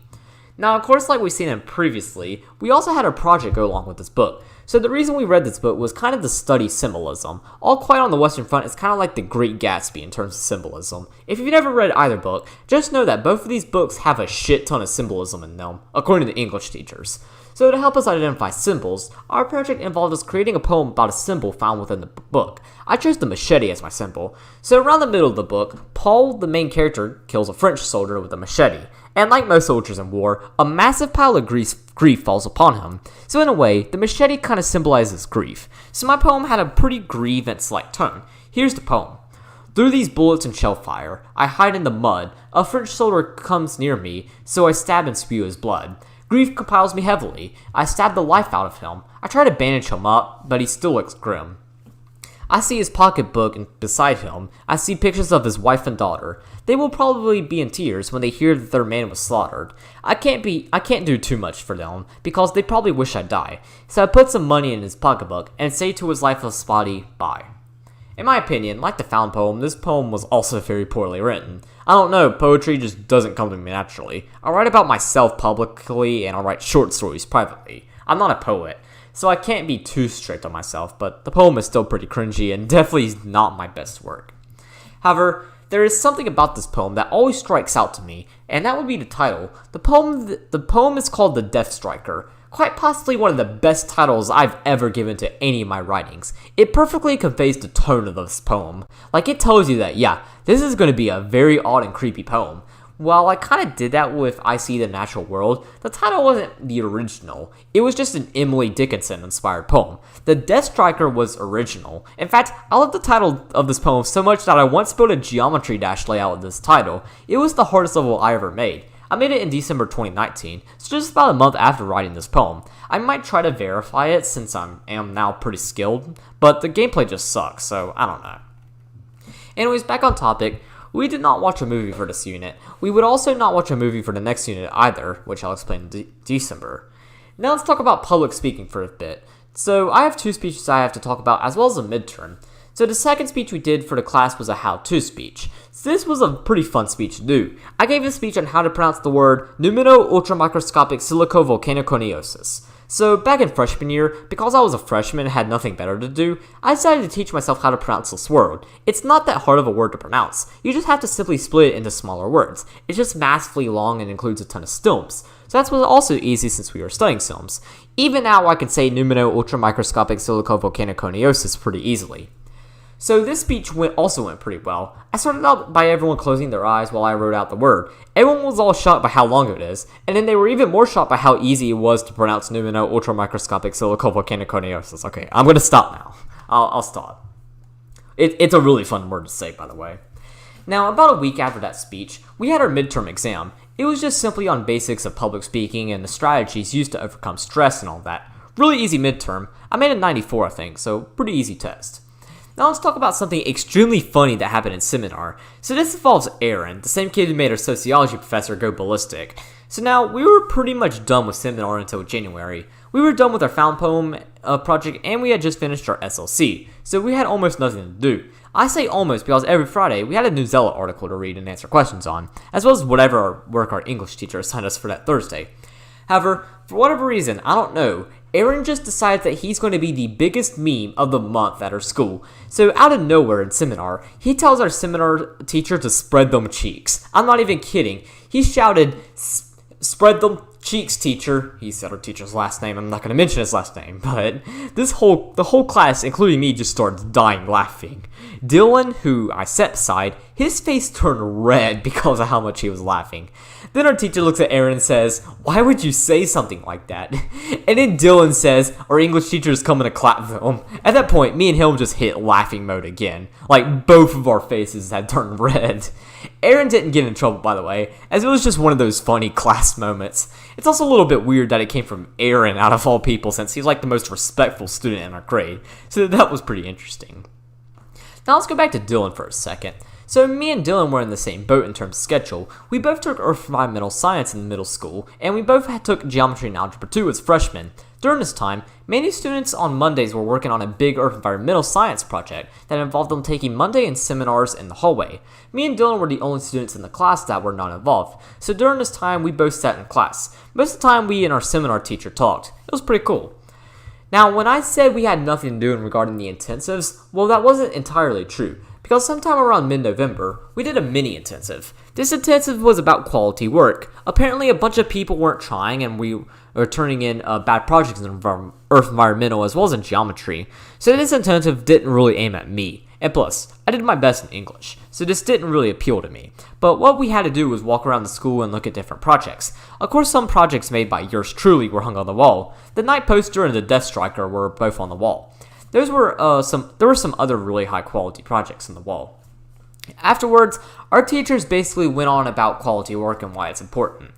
Now, although I love my school and all, one of the biggest criticism I have about them is the emphasis on quality work. You might be wondering why they shouldn't be emphasizing quality work. Well, I don't mind that. My issue is how they present it. They always change the definition of quality work. Quality work doesn't have a set definition of guidelines. It's just completely objective. As an example, one might think that a project is quality work while another might think otherwise. Just taking a soda break. I also think this intensive made our teachers lose some credibility too. The Earth Environmental Science teacher said quality work involves great and detailed artwork. And then later on, she said that artwork doesn't have to be great or detailed to be quality work. So which one is it? Now, before I wrap up November, I want to mention crew. So in crew, we were working on our annual Rube Goldberg machine. Well, some of my crew was. Me alongside others were doing crew jobs. I believe our crew job was cleaning lockers during November. So we cleaned lockers. Not very memorable, just want to point that out since crew does Rube Goldberg every year. And now we reached December. Now, not too much happened this month, but there were some things that happened that I want to mention. So for English, we were now reading a play called A Doll's House by Henrik Ibs. I don't know. He's from Norway. It's about a Norwegian woman in the 1870s who is basically completely dominated by her husband. It's a weird play, and honestly, it's hard to explain. It's also probably the most forgettable thing we read that year, so I don't quite remember too much about it. However, I do remember this as being a very easy unit. We didn't take any quizzes on this book, so that was nice. However, our final project was for us to be in a group of maybe 5 or 6 and write a forfeit act. Then we had to perform it in front of the class. This was just as cringy as you might think. We were allowed to read off our papers, by the way, so we didn't have to memorize lines. We just had to memorize movements. I won't explain our Act 4 in detail because there were a lot of spoilers in it. However, I will say it worked out pretty well. We actually didn't perform it until early January, so that was a little bit inconvenient, but we still did it. Even though it was cringe, we still got 100 as a group, so at least that went well. So before I talk about finals, I want to talk about the highest grade I ever received on any assignment in my entire academic career. So we took a test in quantitative literacy. I made 100 on it, so my professor of course wanted to put it in as 100. However, he made a typo when putting my grade in. This typo turned my 100 into a 300. Yeah, I made a 300 on a test. The previous record was in 2nd grade when I made 115 on a spelling test. So that 8-year-old record was finally beaten by a simple mistake. My grade was now sitting at a 99. I didn't tell my professor about this since I kind of wanted to keep that 300. So yeah, that's the highest grade I've ever received for an assignment in my academic history. Now let's talk about finals and other final tests for college courses, as those wrapped up mid-December. So let's start off with public speaking. The final exam, this was probably the easiest final we gave. This final was simply an impromptu where we basically talked about our experience in the course and what we learned and how it could be useful later on. I got 100 on this one. My final grade for public speaking was a 94.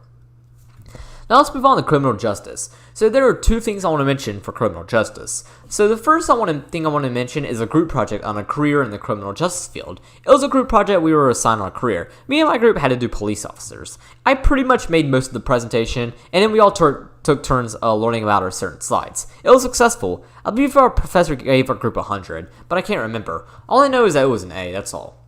Now, the second thing for criminal justice was the final exam. This final was a little bit easier than most other final exams I took. As this was not a cumulative final, I only had to remember the content from the second part of the course. Not only that, but the week before the test, our professor listed out everything we needed to know for the test. So I had those written out. I made a Quizlet and studied my ass off. I made 100 on this test. I also shared the Quizlet with everyone in the class, just like how Dylan shared his Quizlets for everyone's for STEMs. So everyone did very well. I ended up making a 95 as my final grade for criminal justice. Awesome class, amazing professor, and just overall a very fun class. For technology and society, our final involved us having to create some what-if chart where we think of a cause and how to come up with a bunch of different effects. I just did a joke topic. My topic was, what if English wasn't taught? The effects were things like students would have to read the teacher's mind when they learned about symbolism and shit like that. And because our professor didn't read our paper, he just gave me 100. My final grade for this course was 100.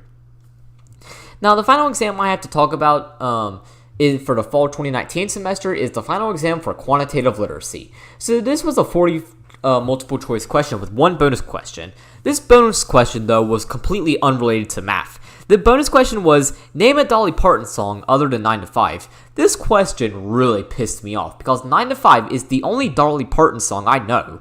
So I had to skip this one. It was a bonus question, and I still made 100 on this exam, but damn. Thought this was a math test, not a Dolly Parton test. So, all of my college courses were now wrapped up. Let's go back to English for a second. So our teacher had to do a midterm exam, but don't worry, not that kind of midterm. It was a fun midterm. Now, she used to teach AP English at her old school, and I believe on AP English exams, they ask you about the books you read throughout the year, not give you passages and you use strategies to answer the questions. And since this art teacher doesn't have to teach AP courses, we weren't tested on books. So our midterm was just that we had to create a Jeopardy game that included questions from the 4 books we read, 2 movies we watched, grammar, and stilms. I forgot to mention that in English, we did a lot of grammar. Although grammar is a lot like stilms, we only did them in sophomore year, we aren't doing them in senior year. So basically, everyone got 100 on this midterm. It was fun too, so that was a bonus. So the final thing I want to mention for December is our school's Christmas party. So we got to do a multitude of fun things. There was a Mario Kart tournament our school hosted as one of those things. I participated in the Mario Kart tournament, and I won. And I won by a long shot. Like, I was racing up against a senior on the final race, and I freaking lapped him. Then after the tournament, we gathered as a school. So our school did something different this year. They held a lip sync competition. Each competitor had 3 songs. The way they determined who won was by how much noise the audience made. Edward as well as an anonymous participated in a group together. Therefore, they were who me and my friends were pulling for. For the rest of the groups, we just played card games. Now, when I say we went crazy, I truly mean we went super crazy. We all screamed at the top of our lungs for Edward and Anonymous. We also banged the table so hard, like it got to the point that Lucas put a dent in the table.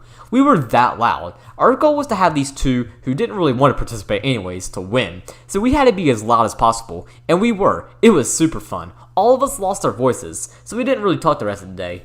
Unfortunately, Edward and Anonymous didn't win, but they did make it to the final round, so that's an accomplishment in itself. However, the day wasn't just over yet. To wrap up the day, our teachers sung the 12 Days of Christmas, but the best part was that our American history teacher and our school's technology guy acted it out. It was so funny, and they did this in front of the entire school. Yeah, that is some dedication. A bunch of us recorded this. I recorded it, but the video has unfortunately been lost to time. But I remember this at least, and oh my god, that was so funny. After that, we headed on out and enjoyed our Christmas break. By the way, this was December 18th. So that Christmas, I didn't do a whole lot. The Christmas was great. I got some new Switch games as well as a gaming chair. It was a good Christmas. And then we are finally over with 2019. Sucks to see the best year of my life come to an end, but oh well. We didn't say hello to not just a new year, but a new decade. We are now in 2020. This was a god-awful year. 2021 so far has at least gotten somewhat better, but man, this decade has been so bad. I really want to go back to 2019. So a new semester brings about new courses. I have a new high school course to talk about too. So for high school, I was now taking biology. Biology was taught by the same person who taught Earth Environmental Science to everyone. So the teacher was alright. Her teaching was okay, but her assignments and due dates were for what really made me hate this class. I'll talk about it later on. Now, college had not started yet, so I won't mention college until a bit later on. Because I was now taking biology, I did not have any online courses. I only took 4 courses this spring 2020 semester, and I only took 3 at a time. I'll discuss later on. So our first day back was January 6, 2020. It was a very eventful day. Of course I had biology, but that was the only abnormal thing that they really. But the next day we had yeah, my cat's outside. He actually wants to come inside. Come on. Come on, come on. My cat's being shy. He doesn't want to. He ran away. Yeah. My cat ran away. He wants to stay outside, okay. Anyways, but the next day we had a bit more going on. So we were now doing our second and final main intensive. This intensive was a course on the topic of making good choices. This intensive would also last a long time just like the blowing rock intensive. However, we didn't go anywhere for this intensive. Instead, anywhere went to us. So for our mystery piece, we watched a video about some animated people who were very obese. They had to get around with machines because of how obese they were. Then we did a gallery walk, where we walked around and wrote down notices and wonders while looking at a bunch of pictures as well as some articles. Then came the common piece. I completely forgot about the common piece, so I'll just ignore it for now. So this intensive was about making healthy choices. We talked about stuff like eating healthy, not smoking, not vaping, exercising, that kind of shit. Y'all have heard this a billion times, so I'm not going to get into detail. Anyways, after we learned about the topic, we were split into, my cat. Should I get my cat? Here, come on.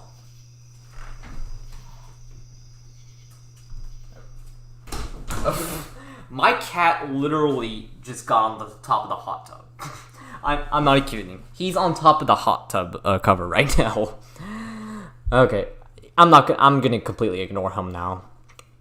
Anyways, after we learned about this topic, we were split into different groups. Here we were given a text on a certain topic. Our teachers told us that they were going to give us 5 minutes to become an expert on our text. Then we split into different groups of what we shared. Now, like the quality work intensive, this was also a very hypocritical statement made by our teachers. The reason is because after we got everything done, they told us that tomorrow, some experts were going to come into our school and we were going to learn from them. Then they explained that an expert is someone who has studied a topic for years. Once again, which is it? How long does it take to become an expert? 10 minutes or 10 years? Once again, I think my school can do a lot better in regards to intensives as well as their definitions for certain topics in general. They definitely could have worded that much better. Oh well, guess we're all so special that we only take 10 minutes to become fully knowledgeable about anything. Funny how that works. Anyways, after that, we were split into 3 groups. The first group I was with our school's technology guy. So outside of school, he's a bodybuilder. Like, you do not want to mess with him. So we did some exercising with him. Our English teacher also was with him too for whatever reason. She joined us in the exercises. In one exercise, we had to hold a plank for as long as possible. I was able to stay in plank formation for about 3 minutes. I got beat by only one person, my English teacher. She stopped a little bit after me, but still, I was not expecting to go far since I'm pretty weak. And I was in a group with some pretty strong people. Then we did wall sits. Wall sits were fun. Our English teacher got tired after only about 2.5 minutes. Then the second to last person stopped after about 4 minutes. Who was the final person left? That would be me. I think I did the wall sit for like 5 minutes. My legs were extremely sore after that, but I was quite impressed. This was 10 months after I quit swimming competitively, so I don't exercise regularly. So that was interesting how I was still able to do that. And I now exercise regularly. I basically exercise a lot for work, so. But sophomore year, I did not exercise at all. But anyways, we then went to our next station, being with the math teacher, my seminar teacher. So he taught us how to calculate our BMI. I'm 5'8", and I weigh 139 pounds, so my BMI is 21.1, which is healthy. At the time, I was like 5'7", I believe I weighed like 140 something, so I was like 22 something. I just stopped eating in early 2021, and since then I've weighed a lot less. Then the final station was with our biology teacher, and to be completely honest, I kind of forgot what we did here, so I'll just ignore this. Afterwards, all 3 groups gathered back for one final lesson by our teachers. This lesson was about caloric intake as well as some other things. We were then split into groups of 5. One person would taste 6 different liquids and would have to distribute them into 2 lists. The first list was how much sugar was in the liquid, and the other was how much sodium was in the liquid. I wasn't the one who tasted it, by the way, mainly because milk was one of the liquids, and I hate milk. So we did that, and then it was time to go. Then the next day, all the experts came and would also be introduced to our project. Some of the experts weren't very memorable. I remember one of them talking about not vaping and not doing drugs, but that's about it. Now, what I remember most from this day was at the end of the day, our teachers announced what our project was going to be for this intensive. We were going to write a children's book about healthy choices. Then in April, we were going to go to a local elementary school and read our book to 2nd and 3rd graders. Oh shit. This is a writing assignment, and I write a bunch of fictional stories in private. Only issue is that those fictional stories are normally either very violent or have very big words in them. I don't write for children, so this was scary. But what scared me even more is that each page had to have pictures, as that seems to be the only thing kids like. They don't like the words, they only like the pictures. They hate any book that doesn't have any pictures in it, and I suck at art, so I was scared for my life on this project. But fortunately, we did these in groups too. I was fortunate enough to be paired with an artistic girl. Now, our teachers wanted us to both write our own copies and then combine them and do the same for artwork, but we chose to go a different path. I wrote the book and the girl was the illustrator. That sounds a lot better than both of us doing each job. No idea why our teachers wanted us doing each job together.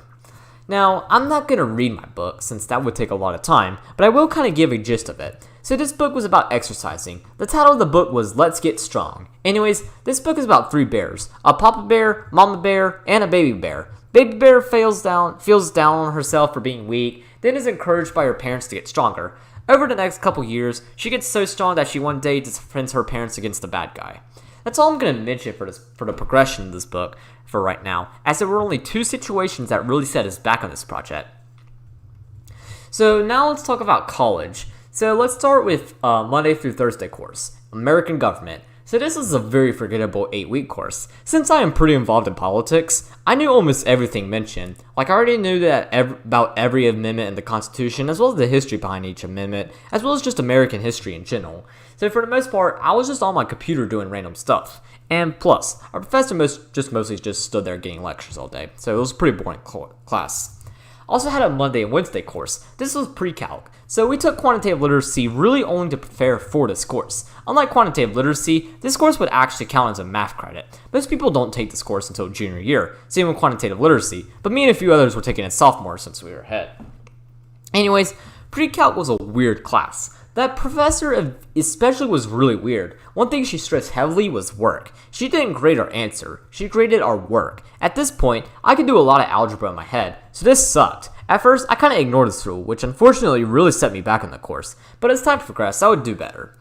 Now, I actually had the same professor for trigonometry back in junior year. Trigonometry was a lot easier because not only did I know how the professor did things, but trigonometry is my specialty in math. So that course was a little bit easier to pre-calc, just want to mention that.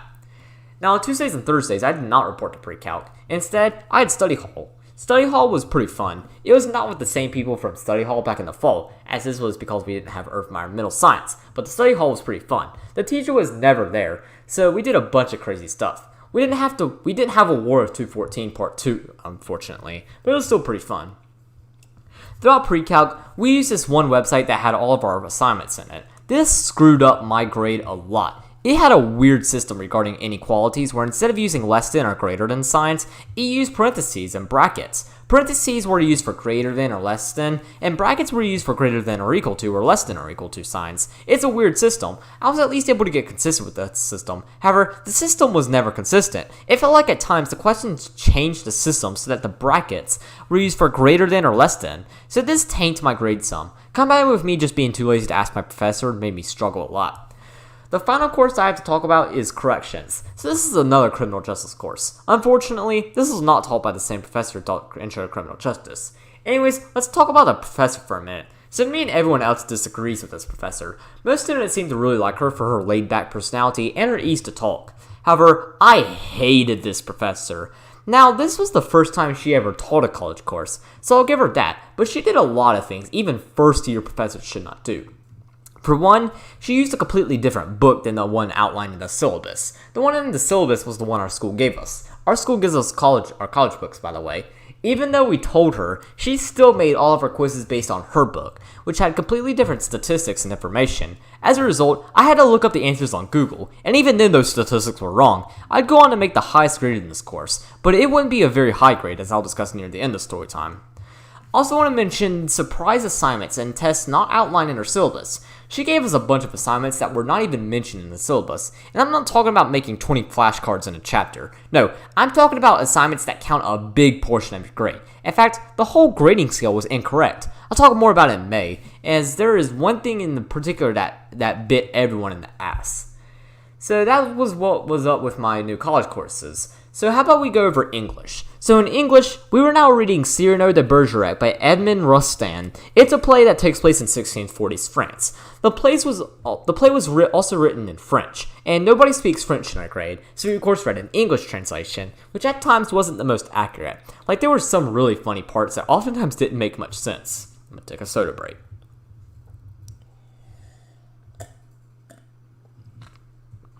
Okay. Now, oddly enough, we only read the first 2 acts of the book. I believe we were running low on time, so we instead just watched the movie for the rest of the book. The movie was in French, so we had English captions to read, and of course like the book, they weren't always the most accurate. Now, I remember only taking 2 quizzes for Cyrano de Bergerac, and that was only Act 1 and 2. We didn't take a quiz on a movie because that wouldn't make much sense to take a quiz on the movie. However, alongside Cyrano, we also watched a movie like in some other units. We watched a movie called Roxanne. It's basically a what if Cyrano de Bergerac took place in 1986 British Columbia type deal. Like Cyrano, this is a really funny movie, although I don't remember a whole lot from it, as it has been over a year and a half since I saw it. Now, we had 2 projects in this unit, but I'll talk about them later, as we did them in February. Now, how about we talk about biology for a second? So the way biology worked is that we had two composition notebooks. One would be for notes and the other would be for labs. We had to include the page number as well as the date on each page, so I had no problem determining the date for the labs and other assignments I'm going to talk about this story time. So let's talk about each notebook and discuss what each notebook entailed. So the biology notes was of course our notebook we used to take notes in. Our teacher recorded videos of her doing slides and had all the notes. We had to write down each slide in our notebook. As you can probably tell, this is a lot, but fortunately, each video only had like 2 or 3 slides, as our teacher spent most of the video talking. Now, our teacher was also very strict about this. On the website we watched the videos and took the notes on, she could see how long we would watch the videos as well as when we paused and other stuff. So, for me, I just simply paused at the beginning of each slide and took notes. And then while the teacher was talking, I just ate Cheez-Its or played on my Switch or something. Now, most notes were done at home. However, the place our teacher included the video for the notes also had us answer like 2 questions to submit. This is where I struggled a lot in biology. It's not that I forgot to do them, it's the fact that our teacher made some of the weirdest due dates. The worst part is that she was never consistent with the due dates either. Some things would be due at 11:59 p.m. like what normal people would do, but then sometimes she would make things due at like 8:30 in the morning or 2:30 at night. And the worst part is that she didn't even take late work. So if I submitted something like 3 minutes late, it would be counted as a 0. Why? That makes absolutely no sense. As a result, I had quite a lot of zeros in biology. Fortunately, our teacher would change the system in March due to an unusual circumstance, but more on that later. Now, these weird times are actually why I regret taking Earth Environmental Science in 8th grade. Had I waited until sophomore year, I would have had the same teacher and I would have already understood how she does things. Not only that, but Earth Environmental didn't even get me very far ahead. It just allowed me to take an extra college course that only counted as an extra course that didn't apply to any specific fields. I really should not have taken that class in 8th grade. It would have made biology a lot easier. Anyways, let's talk about labs. These are more interesting to talk about. So in our lab notebook, we did a bunch of lab reports. Our biology teacher had us do plenty of lab reports. While it was a good thing that we learned about how to write a lab report, as we'll definitely need to know how to write them for college, our teacher was pretty excessive with them. We seem to have done an average of 1 lab a week. These were also written on paper and pencil, so these hurt my hand on top of me having awful handwriting, so these sucked. According to my lab notebook, we did a total of 4 mini labs, 3 regular labs, and 1 big lab. We would have done more had we not have an unusual circumstance occur in March. So the first lab we did was on January 23rd. This lab was about maintaining homeostasis. Homeostasis is simply the process of how an organism keeps steady health. For each lab, we had to write down the learning target, the purpose of the lab, our hypothesis, the goal of the lab, the materials we used, some data, either quantitative or qualitative, answer some analysis questions, and write a conclusion. So this lab involved us putting some water over a hot plate. We had to try to keep the water at or around 37 degrees Celsius for as long as possible. No idea why we're using Celsius though, as this is America. We use Fahrenheit. So we try to keep it around there. We could take the water off the hot plate if needed, and we could put the water back on the hot plate if we needed, but we could only change after 1 minute, and this experiment lasted 15 minutes. Overall, this experiment went very well. Now, the next experiment we did this month was our first mini-lab. This mini-lab was done on January 27th. So, mini-labs are, as you could expect, mini. They aren't as important as labs or big labs, so we don't do as much stuff for our lab reports than we do for other labs. For mini-labs, all we do is write down the learning target, state our hypothesis, display the data, and draw a mini-conclusion. In normal conclusions, we have to compare the experiment to another biology topic and a real-world example, as well as discuss how we can have improved this experiment. Mini-conclusions, none of that's necessary. So our first mini-lab was on owl pellets. So at night, owls fly around hunting for things to eat. They also hunt for food for their babies. When they eat something, I guess the creature just gets digested and everything but their skeleton goes away. Really creepy process. So we were given tweezers and had to basically pretty much scoop through the pellets. Our goal was to find as many different skeleton types as possible. So our pellet was 5 centimeters long. In it, I was able to find 2 skeletons, one from a mole and from one some kind of rodent, probably a rat. Yeah, that's a lot for just 5 centimeters of owl pellets. Now let's discuss the final lab we did during the month of January. So this was our second mini lab. It was done on January 28th. So this lab was about bird beak adaptations. How this worked is that we did these in groups of 2. I was with Anonymous. How this worked was that Anonymous would have one of the 4 different beaks. The beaks could be used for spoons, scissors, tweezers, and clothespins. Then in each trial, one person with their beak tried to get as much food as possible. Each trial had different objects. Trial 1 had beans, Trial 2 had rubber bands, Trial 3 had toothpicks, Trial 4 had macaroni, and Trial 5 had rocks. However, one person from each group win at the same time, so it was kind of a competition. Anonymous was assigned the tweezers. I was the one who recorded down all the information and counted the food. Afterwards, we were all grouped up with our assigned beak. We each read out our numbers for each object. We then had to find an average for our group. Afterwards, we as a class grouped back together and got the averages for all beaks. We tweezers won in everything except rocks, as the spoons got more on average than us. Now, unlike other mini-labs, this lab also included analysis questions. This was of course a little bit annoying because we had to write down the questions and answers, but I got it done. We also had to write a long conclusion, so I'm not sure why our teacher made this a mini-lab rather than a regular lab. Now, I want to go back a little bit to the intensive book. So the first few weeks we made pretty good progress. I had all the ideas planned out and was almost ready to write. However, I didn't actually get into the process of writing until mid-February. This was due to a pretty serious situation that occurred that I'll explain in a minute. So Tuesday, January 28th, it started out pretty normal. However, I think I was walking to study hall when I saw my seminar teacher just run out of his room out of school. Like, he just bolted out the door. So me and all my friends were like, well, that's a bit weird. So then study hall, lunch, and crew were pretty normal that day. But then came seminar. Our seminar teacher was out doing God knows what. So we were assigned to go to a different room. I believe we were instructed to do an assignment for seminar, but neither I nor anyone else did it. We were all wondering what in the hell happened with our seminar teacher. I ended up learning what happened the next day when I went to school that morning. So I sat with Lucas, Jackson, and some other friends. Lucas then said, "Zach, we don't have a seminar teacher anymore." I was confused, and then Lucas showed me an article, which made more sense. Now, I've told the story 3 times already on Storytime, but since then, I've actually learned a bit more information about the situation that's very crucial to understand the situation fully. So what happened was that our teacher got arrested for indecent liberties with a minor. Indecent liberties with a minor is when an adult does inappropriate things with a minor. Our teacher in particular sent inappropriate pictures to a 15-year-old boy. This boy did not go to our school. However, one new piece of information that I learned is that our teacher did not actually know that this boy was 15. The boy pretty much catfished him. The boy's father looked through his phone and saw the images and got in contact with the police. Of course, because of that, our teacher resigned. Needless to say that this was the biggest talk for pretty much the rest of the week, as well as the next week. A bunch of memes were made and honestly was pretty difficult to pay attention in school.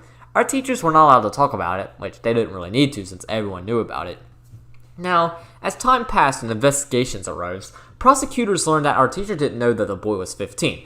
As a result, the charges were dropped, which I'm glad about. While I think it's wrong to do what he did morally, legally it's okay. Another thing to mention too is that since then, he's been doing a lot better. He's no longer a teacher. I believe he now works near Greenville, South Carolina. While it's a pretty long commute from Charlotte, I think it's a good idea for him to choose a job here since he doesn't have that stigma. So I'm very proud of him for getting his life back together, and I hope he continues to do what he's doing. I still feel really sorry for him though. Like, he lost his job because a kid who should not have been allowed on the website in the first place, or dating apps, was being an asshole. I don't know if any charges were pressed on that kid, but I do hope there were, as that kid destroyed our former teacher's teaching career. So, not because we didn't have a seminar teacher anymore, we really couldn't do anything with their book. As a result, our school had to find an intern who could also teach Algebra 2. They managed to get a retired math teacher to teach here. This intern really loved it, so much so that the next year, he got out of retirement and became a permanent teacher. This wouldn't be until mid-February, so from late January to then, no progress was made towards ours or anyone's book really. So yeah, January 2020 was an extremely chaotic month. Let's move on to February 2020, also pretty chaotic. To start, let's discuss the English projects. So to start, let's talk about one final poem for the school year. For this poem, we had to make an acrostic poem that spelled Cyrano de Bergerac. We had to choose from a couple different topics. I chose to do mine on Cyrano's nose. In the play, Cyrano has a big nose. That's what gets him friend-zoned from Roxanne, which is a chick he really likes. I'm not going to read out my poems since I don't have a physical copy and not a digital. I only have the physical copy and not a digital copy, but I will say that I roasted the hell out of Cyrano. As an example, in one line, I stated that he didn't even need a sword. His nose did the fighting for him. This was a really fun project. I wrote this poem on February 10th. Now, the second project did more with both Cyrano and Roxanne. So we had to write a paper about how the two pieces are similar and how they are different. I reread this paper, and I agree with everything I wrote. Both pieces are very similar because of their plot and their characters, but they are also vastly different due to their time frame and their plot events. I also stated that I like Roxanne more than Cyrano, which I still stand by today. Roxanne was more relatable and it was funnier. I remember with this paper, though, that we did a ton of editing for whatever reason. And for some reason, our teacher wanted us to edit each other's paper, but she didn't want us to know who we were. So she had us type the last 4 digits of our student ID number on our paper. It was really weird. I think she ultimately just gave up and gave everyone 100 for this paper. So let's backtrack a little bit to February 5th. So in biology, we were supposed to do our second main lab. In fact, we already had our pre-lab notes done, but we never did our lab. Why didn't we? Well, that afternoon, it began snowing. Here in the South, if there is legit any amount of snow that falls on the ground, then we immediately cancel school. So during seminar, we went home early. However, it actually started snowing during lunch. Now, lunch during sophomore year was really awesome. Me as well as 15 other sophomores ate by the door to go outside in the hallway. We had an absolute blast every lunch. So since we were by the door, we could go outside whenever we want to. So since it was snowing, Edward decided that he's going to have another freshman moment. Remember in Storytime 30 when Edward T-posed outside in the rain for 30 minutes? Well, he did it again in sophomore year, but in snow. He did it for only maybe 15 minutes. Afterwards, he made a snow angel and then he yelled, "On my back!" It was so funny. And so now let's talk about STEMs in English for a second. So I think our teacher just got tired of testing us on STEMs itself, and this would be when she gave us words that included the STEMs. Well, a little bit harder to do since we had to memorize the definitions. We were memorizing full sentence definitions, not the word definitions. I don't remember them being as terribly bad. My main strategy was to just write down each word of definition as much as possible on a sheet of notebook paper during corrections. As a result, I would easily memorize the definition and recite it on the test. It worked out great. Now, back to biology. So let's discuss a mini lab we did. So this lab was about cells. It was to also to teach us how to use a microscope. A few days before this lab, our teacher taught us how to use a microscope. She did promise that one day we will have a microscope test, where we would basically be ordered to use a microscope to zoom in on something. So we were pretty much just practicing. Although, spoiler alert, we never had the microscope test. I'll explain why later. Anyways, for this lab, we examined 2 different types of cells, cork cells and human cheek cells. The cork was, of course, provided for us, and the human cheek cells, we had to put a toothpick in our mouth and rub it on the surface in our mouth. This lab went pretty well. In our notebooks, we had to draw what we saw through the microscope on both the cork and human cell. We also were asked to try to label as many organelles as we could. The only organelle I was able to see in the cork cell, or in the cork was the cell wall, and I was unable to see any organelles in the human cheek cell. Overall, this is a very easy lab, and I don't really remember a whole lot from it outside of being, of course, what I wrote about in my lab notebook. We did this lab on February 12th. This lab was, however, important for the next lab we did. This was a real lab. It was investigating cells. For this lab, we glaringly used a microscope and studied different cell types. Kind of similar to the mini lab, only is that we did more items and we had to write more stuff down. We would also use high power on the microscope, which would actually allow us to see the organelles. We had to draw 2 diagrams of each of the 4 objects, one with medium power and one with high power. So the cells we worked with were cheek cells, stomata cells, potato cells, and onion cells. Each cell also had its own hypothesis and analysis questions. They also had their own procedures. And then finally, the conclusion was just for the overall experiment, not just each cell. Now, even though this is a bigger lab, I still don't remember this lab much outside of the lab notebook. But the next lab, though, was our big lab. This is a special lab we did in which, alongside writing everything in our notebook and a few extra steps, we had also typed this lab out and make it look as professional as possible. So this was an extremely important lab. We did this lab on February 24th.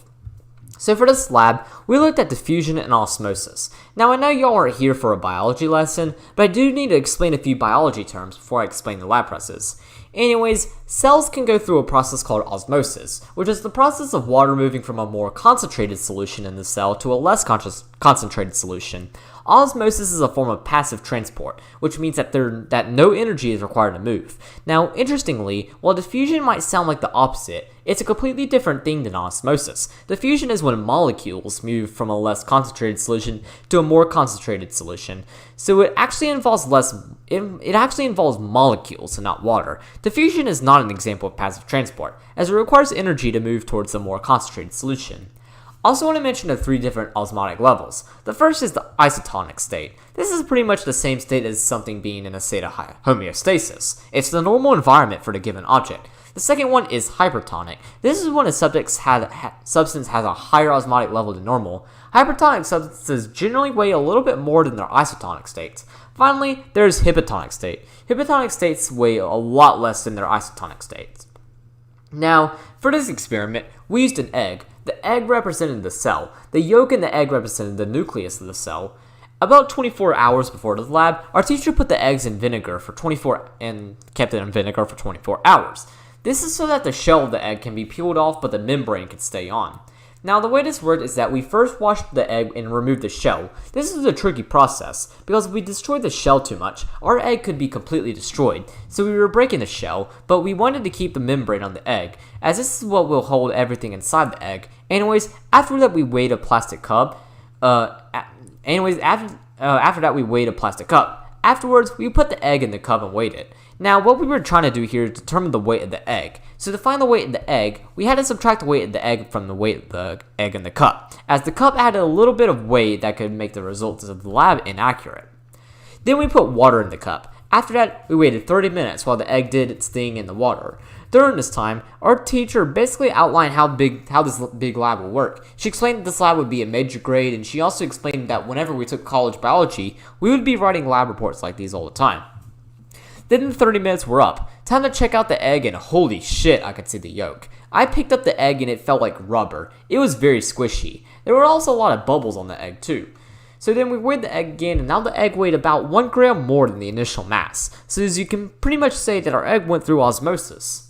Now the next thing we did was put the egg in syrup for 24 hours. We of course did the same process as the water, just putting the egg in syrup this time. By the way, we used syrup because we specifically wanted to put the egg through sugar, so we could have used any of those sugary liquids as well.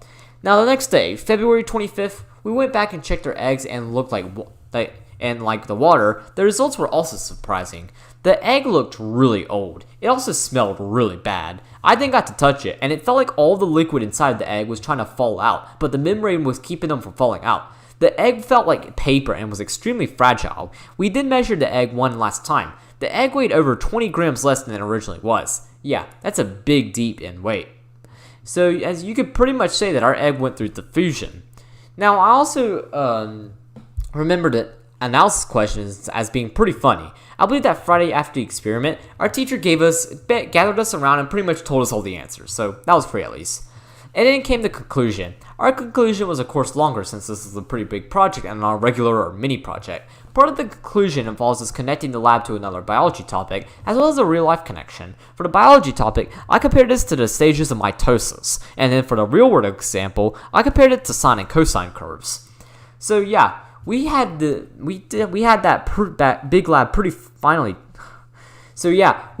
big lab finally done. For this lab, we would then go on and type our lab up, as well as include even more information not mentioned in our notebook. This lab would be due in mid-April. More on that later. However, alongside all these labs, we also did a project. This project was where we had to draw a food chain on a poster. The food chain had to, of course, be realistic, and also had to include the sun, a producer, a primary consumer, a secondary consumer, another secondary consumer, and a tertiary consumer, and a decomposer. I'm not going to explain these like I did with the osmosis lab, as you'll get a good understanding when I discuss the project itself. So, this is a pretty big project. Our teacher took it very seriously. As a result, we did a total of 4 rough drafts before doing our final. My original draft was more of a terrestrial food chain. The original draft had the sun with a maple tree on top of it for some reason. Then there was a mosquito over the tree, a frog licking his tongue onto the mosquito, a snake eating the frog, and an eagle carrying the snake. There was also some bacteria over the eagle. I could not draw it all. So then I changed my idea up to be more of an aquatic food chain. The food chain still made absolutely no sense because the sun was in the ocean. Yeah. On top of the ocean was algae being eaten by plankton, being eaten by a lobster, that was being eaten by a jellyfish. All this being eaten by a shark. I seem to have left out a decomposer. I did pretty much the same thing for the draft 3, but this time I colored it. However, draft 4 is the closest resemblance to my project. This time I decided that it would make much more sense if the animals weren't necessarily eating each other, but they were on top of each other. That hierarchical sequence was a lot better than the shark eating everything. And because I did this, I finally put the sun at the top of right corner where it belonged. The algae was under the plankton was under the lobster, and the lobster was under the jellyfish was under the shark, and a water worm was on the shark's fin. This worked out a lot better. The shark's drawing was also improved as well. Even though I made it look more cartoony than the previous drafts, it still looked a lot better and a lot cooler in my opinion. So I did the final product in one night. It wasn't the night before the product would due, it was a few days before. I worked really hard on this. This was done on a full poster board, by the way. I believe I worked a total of 4 hours on this. Drawing everything, tracing everything, and coloring everything. It very closely resembled my fourth draft. And overall, it looked really good. I'm not good at art, but I still think that it still looked really good from an art standpoint. I ultimately made a 96 on this project, so that was a huge relief. So yeah, that's pretty much all we did throughout biology in February 2020, but we still have to talk about college. So let's start off with Pre-Calc. So we took our first test on February 10th. It was on our first module, which is about functions. Very straightforward. I learned a lot of stuff from 8th grade as well as freshman year. So for the most part, it was just a review. However, my initial grade for this test was a 79. I still had the test with me, and looking through it, I made a 79 because I didn't draw a table for one question. Apparently we were supposed to draw a table when graphing a piecewise function. I graphed it, but I didn't include a table, so I got that wrong. I also made some other errors too. Fortunately, our professor was very lenient. Because this is our first test, she let us do corrections. As a result, the 79 was just an initial grade. My final grade for this test was a 91. Now let's go over to American government. As mentioned earlier, this class was really boring because I'm a pretty political person and I have my own political beliefs, and because I'm very political, I pretty much know a lot about the Constitution and the history behind it and all of that. So whenever our professor was rambling over all different amendments, I just sat there on my computer doing random stuff since I know everything. So as a result, this is not a very memorable class.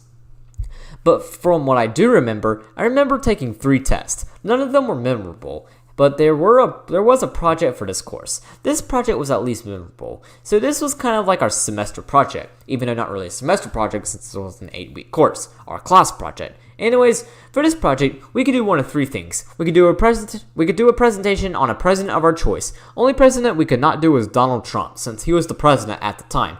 We also could do a presentation on the difference between Democrats and Republicans, basically comparing what they believe and their ideas. The final choice was to do a presentation on a political organization. Who are they, what they support, how they support it, that stuff. We did not have to present these, we just had to submit them to our professor and she'd grade them herself.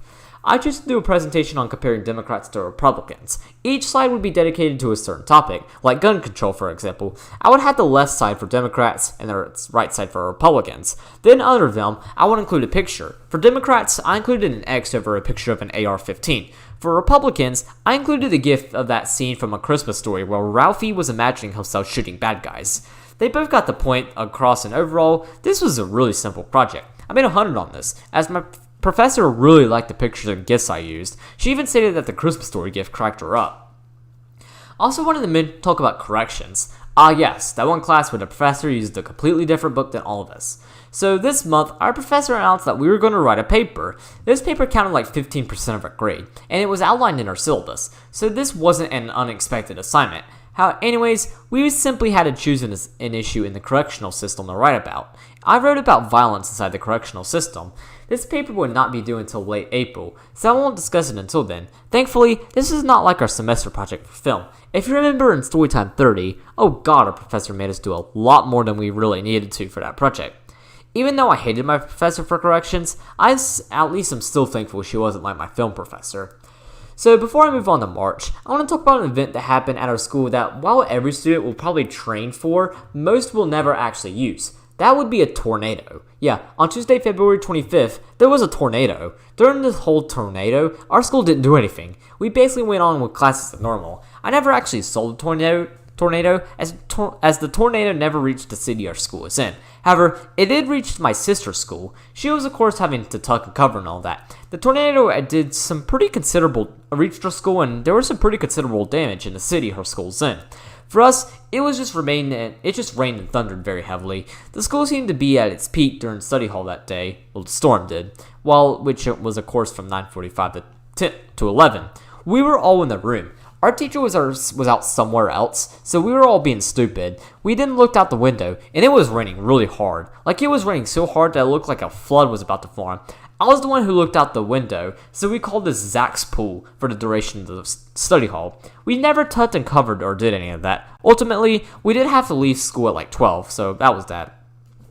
My sister also had to leave school at 12 that day. Our grandmother picked both of us up and took us home. Our grandmother stayed with us since there wasn't a safe room in her trailer. We also had to stay in the living room for a few hours since mine and my sister's room are close to some pine trees which could reach both of our rooms. So it just wasn't safe to be in our rooms. And finally, I could take a soda break. And now finally, we have reached March 2020. This is by far the craziest and most unusual month of not just this school year, but probably my entire academic career. This month set the stage for what my junior year, as well as right now senior year, would be like. In Storytime 5, I pretty much ended the Storytime this month, but this time, I'm going to go all the way to May. Anyways, let's start off with crew. So this is the final thing we did for crew this year, as we'll see a very unusual circumstance occur later on this month. This was also our second choice project. For this project, we had to build a birdhouse and paint it. There were 2 groups of freshmen, me and the other 3 sophomores were a group, and then the juniors were a group. Now our group had a little bit of a late start, so during this time, I was working on tearing down my wooden treehouse in our backyard. I was going to use some of the wood for this birdhouse, so crew was on Mondays, Wednesdays, and Fridays. We were assigned this project on Monday, March 2nd. I did not bring in the materials Wednesday. Thursday night, I actually cut out the wood I would need, but it was not clean. So I couldn't bring it on Friday because the wood was dirty. However, Dad saw me work on the treehouse, and he seemed to become really interested in what I was doing, so I told him about it, and he helped me out with the rest of the group, and the rest of the group out a ton. That weekend, when the wood was clean, Dad helped me build the birdhouse.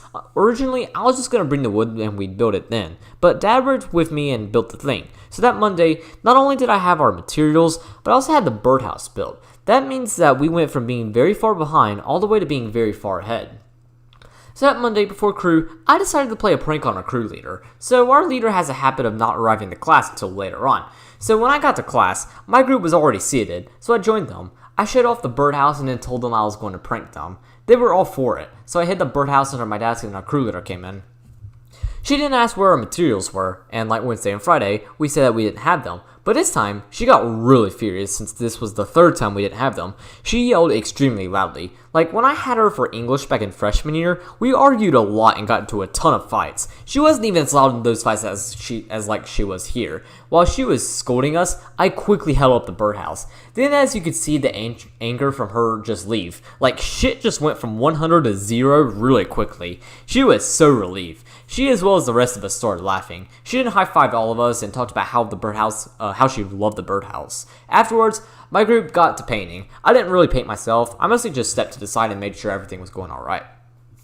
So that's one way to do a project. Speaking of projects, let's talk about biology project. So earlier in the story time, I mentioned that me and Dylan were the only students in seminar on Monday since we were not taking Earth Environmental Science. Well, what they were doing was in this hallway the front office is in, they were pretty much building the solar system, and they used seminar time to work on it. So this biology project was similar to that, but instead of being a grade-wide project, this was just a class-wide project. Each class was assigned to make either a prokaryotic cell, a eukaryotic cell, or a fungi cell. Our class did fungi cells. We were then split into groups to do different specific organelles. Me and my group was assigned to do the endoplasmic reticulum.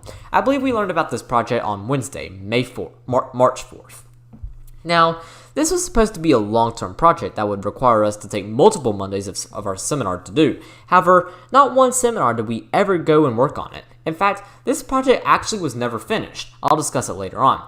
Now, speaking of seminar, we were closing up on our children's book. Back in mid-February, I wrote and edited the book, so all that was happening now was my partner drawing all the pictures as well as coloring. This book was 8.5 by 11-inch paper, and each page was one paragraph. The rest of the page was pictures, so she got to work on that, but like the biology project, this book would also not be finished. Now, getting back to biology, let's talk about the final mini-lab as well as the final lab in general we did for biology. So for this mini-lab, we talked about mitosis. However, we seem to have done very little in regards to this project. All that was presentable was data and analysis.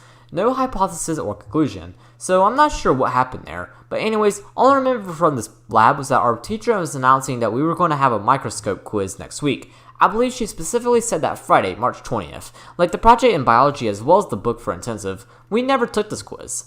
Now, how about we go to English? So now that we were finished with Cyrano, our teacher didn't really have a book for us to read. So on March 9th, she took us to the college library. Here we checked out one book. For this book, we were supposed to write a book report about it. I don't quite remember my book very well. All I remember is that I only read like a third of the book and wrote the report. And I got 100 since my teacher had never read the book.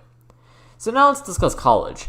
So also on March 9th, my new college course started. American government was only an 8-week course, so since that was wrapped up, I was now taking principles of management. So I was pretty scared to take this course. Many of my friends had this course in the first semester, and according to them, the professor was a hothead. Like, she literally kicked out the entire class out because some people were on the phones and distracted during class. So that wasn't a good look. Those same people were also scared of sociology, as we've of course talked about the professor and how crazy he was. So all of us were scared. So management was of course my Monday through Thursday class. However, I only actually went to this class in person for 4 days. So I at least got a little bit lucky in regards to the teacher. But I will say, the week I was in class, it was so boring. Like I almost fell asleep that Thursday. I also want to mention that for the longest time forgot happened, but after talking with a fellow student, I instantly remembered it. It's like all schools, we practice fire drills every now and then. However, these drills are generally very ineffective, as in the case of an actual fire, we would probably be running outside as quickly as possible rather than go in a straight line. So you might be knowing where I'm getting at. Our school had an actual fire that Wednesday, March 11th. Well, not necessarily, that's the school. Our school is on the first floor of a larger building on our college's campus. The college owns the upper floor of that building. The upper floor had some cooking class going on, and I guess the students set an oven on fire. It was weird. I believe it was an accident, but still, they had to evacuate all of us. Of course, since this was a real fire, everyone, myself included, ran out of the school as fast as possible. This fire wasn't too bad. It seemed like only the oven caught on fire and nothing else burned, but we still had to stay outside for like 45 minutes. By the way, this occurred at around 1:30, so it pretty much lasted most of biology. While outside, we just laughed and played around since we didn't have anything better to do. Then we got back and got ready to go to management. So that's really all that happened that week. We didn't go to school that Friday, and it was teacher workday. So oddly enough, that Thursday was our last day of school for the entire year. While the school year technically didn't end until May, that was the last day we went to school. So that weekend, specifically March 15th, a Sunday, we were notified that we were not going to be going back to school until March 30th. The reason was because in world news, there was a virus that originated from Wuhan, China, and was spreading across the world. This virus was called coronavirus. As a result, it was unsafe for us to go back to school, so we had to learn from home. Now, at first, it was just 2 weeks. However, they then announced later on that week that we wouldn't be going back to school until May 1st, and then it turned out that it wouldn't be until for the rest of the school year. I consider this to be when post-depression period part 2 ended. A lot of it had to do with me being isolated at home. Now, I don't mind isolating myself and staying at home rather than going out, but when I'm told that I have to, then that's when I feel isolated. At least when I choose to stay home, I know if I wanted to go out, I can. Here, I just wasn't allowed to. That night, my parents decided that during these 2 weeks off, my sister and I were going to follow a schedule to help us when we supposedly go back. I'm just going to be honest, that's a pretty shitty idea. Even if we went back the next 2 weeks, it wouldn't change one bit. Like, they never did this during Christmas break, which lasted 2 weeks. Like, I get they wanted us to stay under a schedule and keep us in shape for school, but they ultimately failed.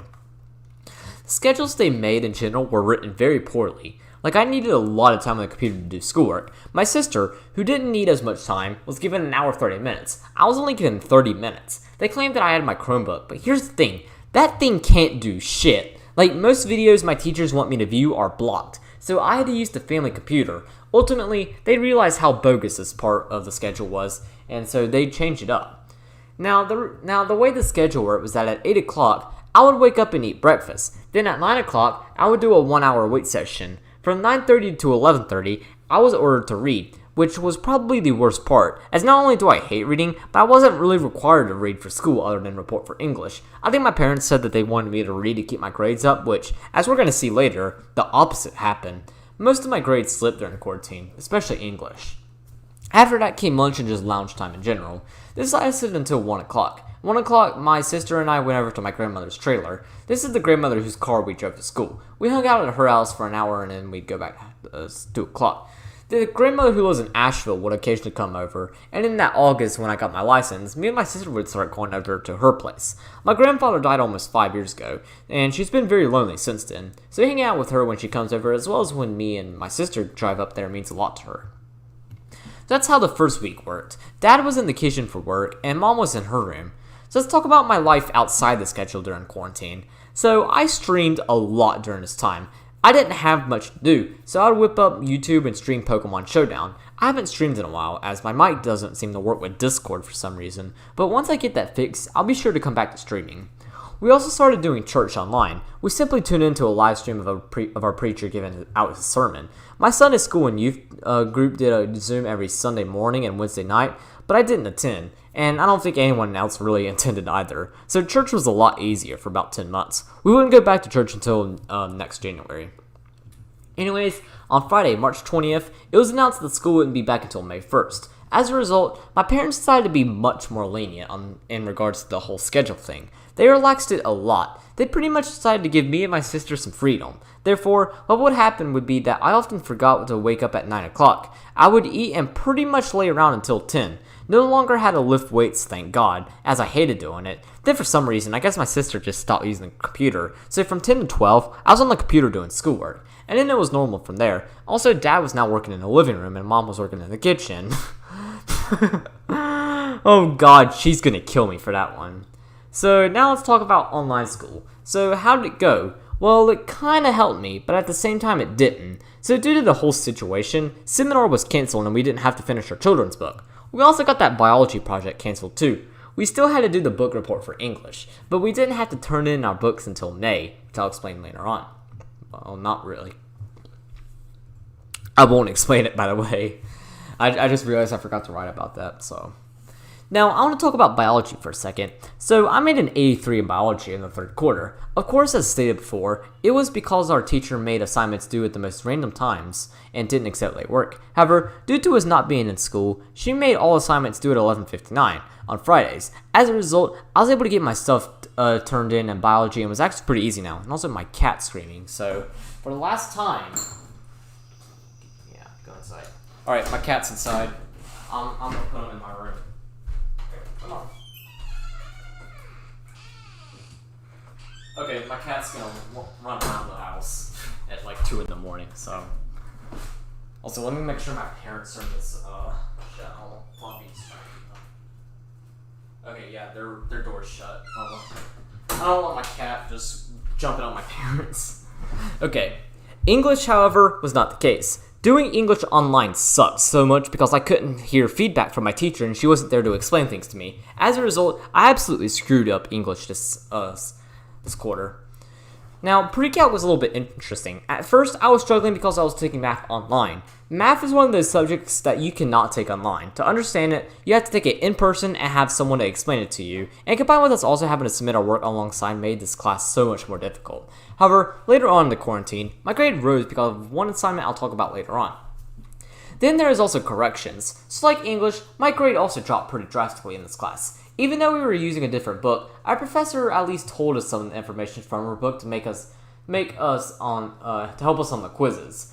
By the way, we only got one chance on the quizzes, so it wasn't like we could just email her. So now that I didn't have her for help, quizzes were quite literally guessing games. The BGS was inaccurate because the book was written before I was even born, and I couldn't even find access to the statistics from its year. So yeah, corrections was just awful during quarantine. Finally, there is management. So management also sucked. Even though it no longer was boring, I still didn't get my professor explaining stuff. I had to do everything online. It sucked too. Like seminar, crew was also canceled. So if a group didn't finish their birdhouse, then they simply didn't finish their birdhouse. Now let's talk about the actual assignments. So for management, we had to basically explore personality using the Myers-Briggs personality test. My personality according to the test is ISTJT. This is a logician. The I stands for introverted, the S stands for sensing, T stands for thinking, the J stands for judging. So after doing that, I had to write a paper explaining each part of my personality. I also listed some famous people who had a similar personality to me. I believe I listed George Washington, Queen Elizabeth II, and a few others I forgot. I did very well in this paper. So that's all I got for March 2020. Wow, that was a really crazy month. Let's move on to April 2020. So this was not a very eventful month. I did very little this month since I was at home all day.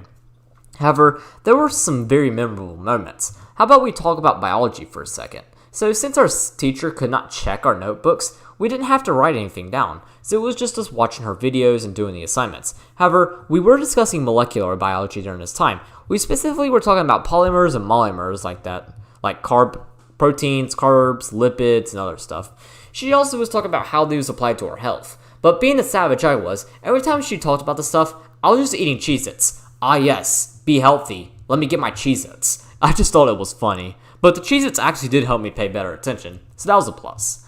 Now speaking on biology, I want to talk about the egg osmosis lab. So this was the month after we finished our lab report and turned it in. We still had to do this lab report because we did the lab back in February, and we also had all the information we needed. So we still had to do the lab. This lab had to be typed up, so that means I of course still have it. And looking over it, I've got to say it looks really good. Like it's very professionally written, and even though it's complex, it's very easy to follow through. The title was also really funny. I titled that lab Osmosis at an Excellent Approach. Of course, if we're using eggs for a lab, I have to put an egg pun.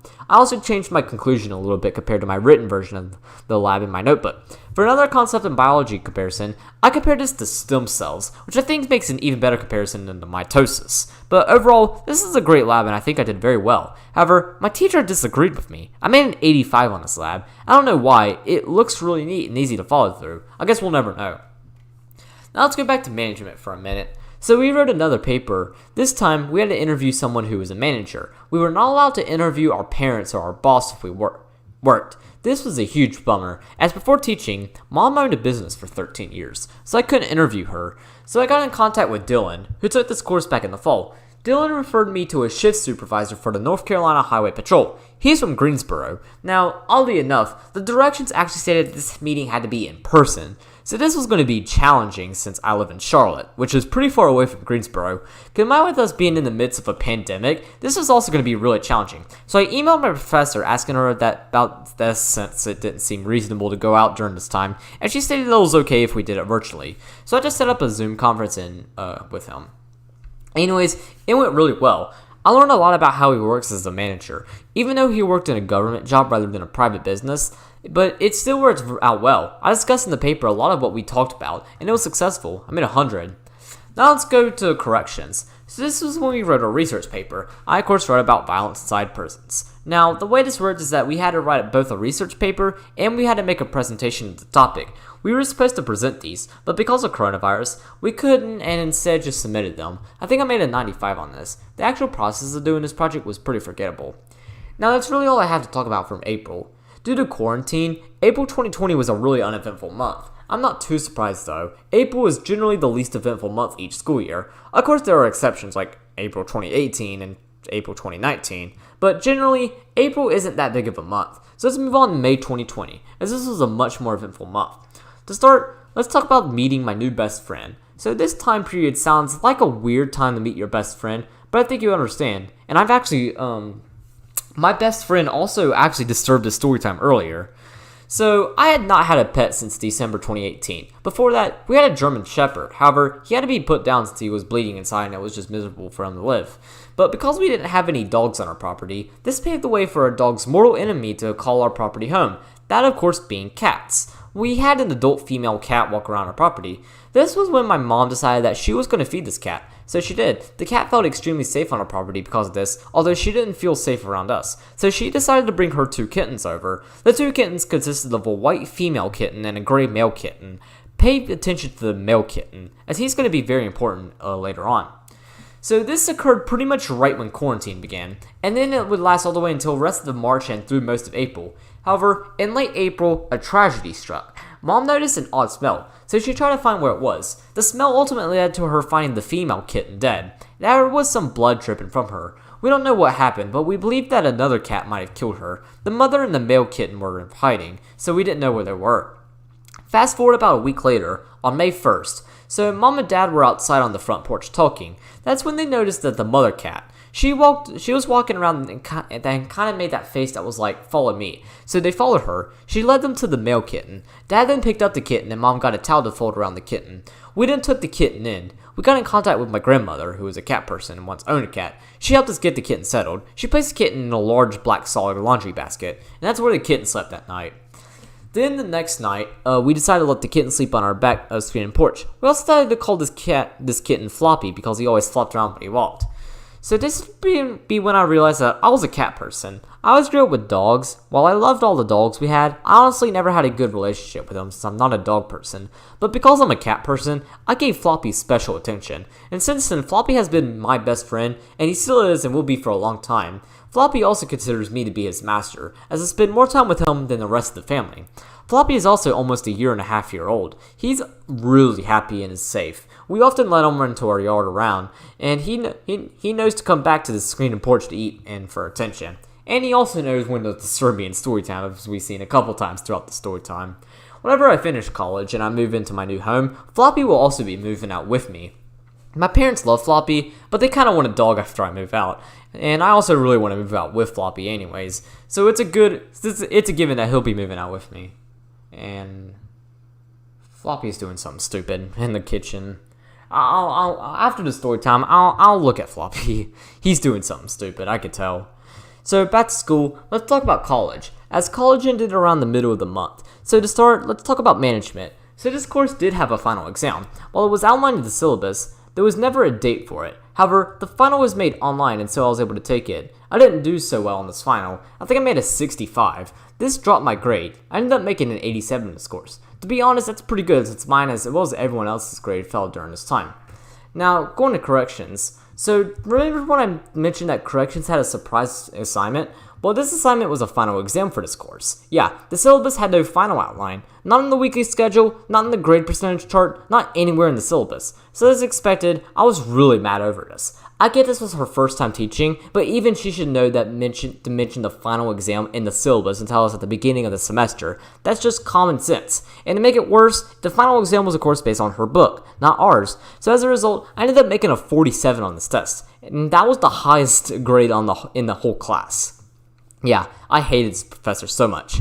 I still managed to make a 91 in this course, but that 91 would have probably been a 95 had I not been given a surprise final. Now on to Pre-Calc. This was the most interesting of the finals, let's just say. So this final was split into two parts. The first part was a multiple choice section with like 25 questions all multiple choice. The second part was a written answer test that was meant to be taken in class. However, due to COVID, we had to send a picture of each of our tests and our work for the test. So the multiple choice section was forgettable. I think I made a 90 on it. Not too bad. From the memorable part of the test was the written portion. So since I was taking this from home rather than of course being in class, I had a lot more time to work on it. And boy, did I work my ass off on this test. I worked a total of 6.5 hours on this test. 6 of those hours were for the test itself, and in the final 30 minutes were for me writing the academic honesty statement. As we had to, for some reason, had to write this on every single page. That hurt my hand a ton. And all this hard work paid off in the end, though. I made a 97 on this on this final. My grade in Pre-Calc actually rose to an 85. Now that we're done discussing college, let's go back to high school. So in English was really hard online. In quarter 1 I made a 93, quarter 2 I made a 94, quarter 3 I made a 95, but in quarter 4, which was almost entirely online, I made an 88. Yeah, I did not do well in English online. Fortunately, I had the option to drop my quarter 4 grade for both biology and English. I dropped my quarter 4 grade for English. Biology, however, was a completely different story. So because of coronavirus and all, our teacher made everything due at a set time and set day rather than making grades due all over the place. As a result, my grades soared in this class. I made a 96 in quarter 4. In quarter 3, I made an 83, so a 13-point difference. Unfortunately, my final grade was an 89, so I had to take a B for this course, which sucked, but I at least had an excellent quarter 4 for biology. Pretty glaring that I refused to drop my quarter 4 grade for biology.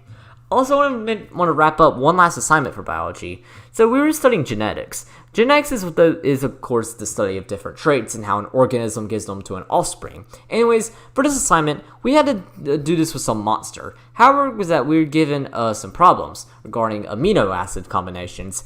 It had two answer choices, one being correct and one incorrect. The choice would tell us how to draw our monster, but what I remember most from this assignment was my drawing. Holy shit, this thing looks so bad. I don't have the actual physical copy of it anymore, but I still have a picture of it, and my god does it look hideous. I did of course list out everything so my teacher would tell what I at least was attempting to draw, but wow, this looks so bad.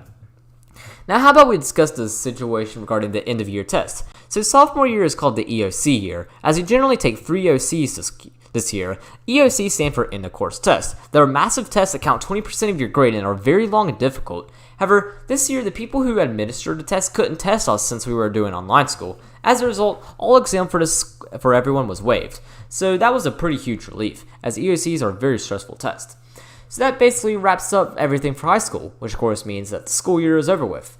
So yeah, that was my sophomore year. This was a really strange school year thanks to the coronavirus pandemic beginning that March. That time before March was at least normal. The pandemic would cause junior year to be extremely strange and it was overall a pretty bad school year. And it also affects my senior year today. Because of this incident, I unfortunately never got a quote-unquote regular high school experience for the second half of my high school life, which is sad, but I'm glad it happened in 2020 and not like 2017 or 2018 when I was depressed. Oh god, that would have probably made it even worse than it already was. So 2020 was honestly the best year for this to occur. So that's all I got for today's story time. Next week on September 3rd, 2021, I'll be doing impressions of all of my high school teachers and professors. Anyways,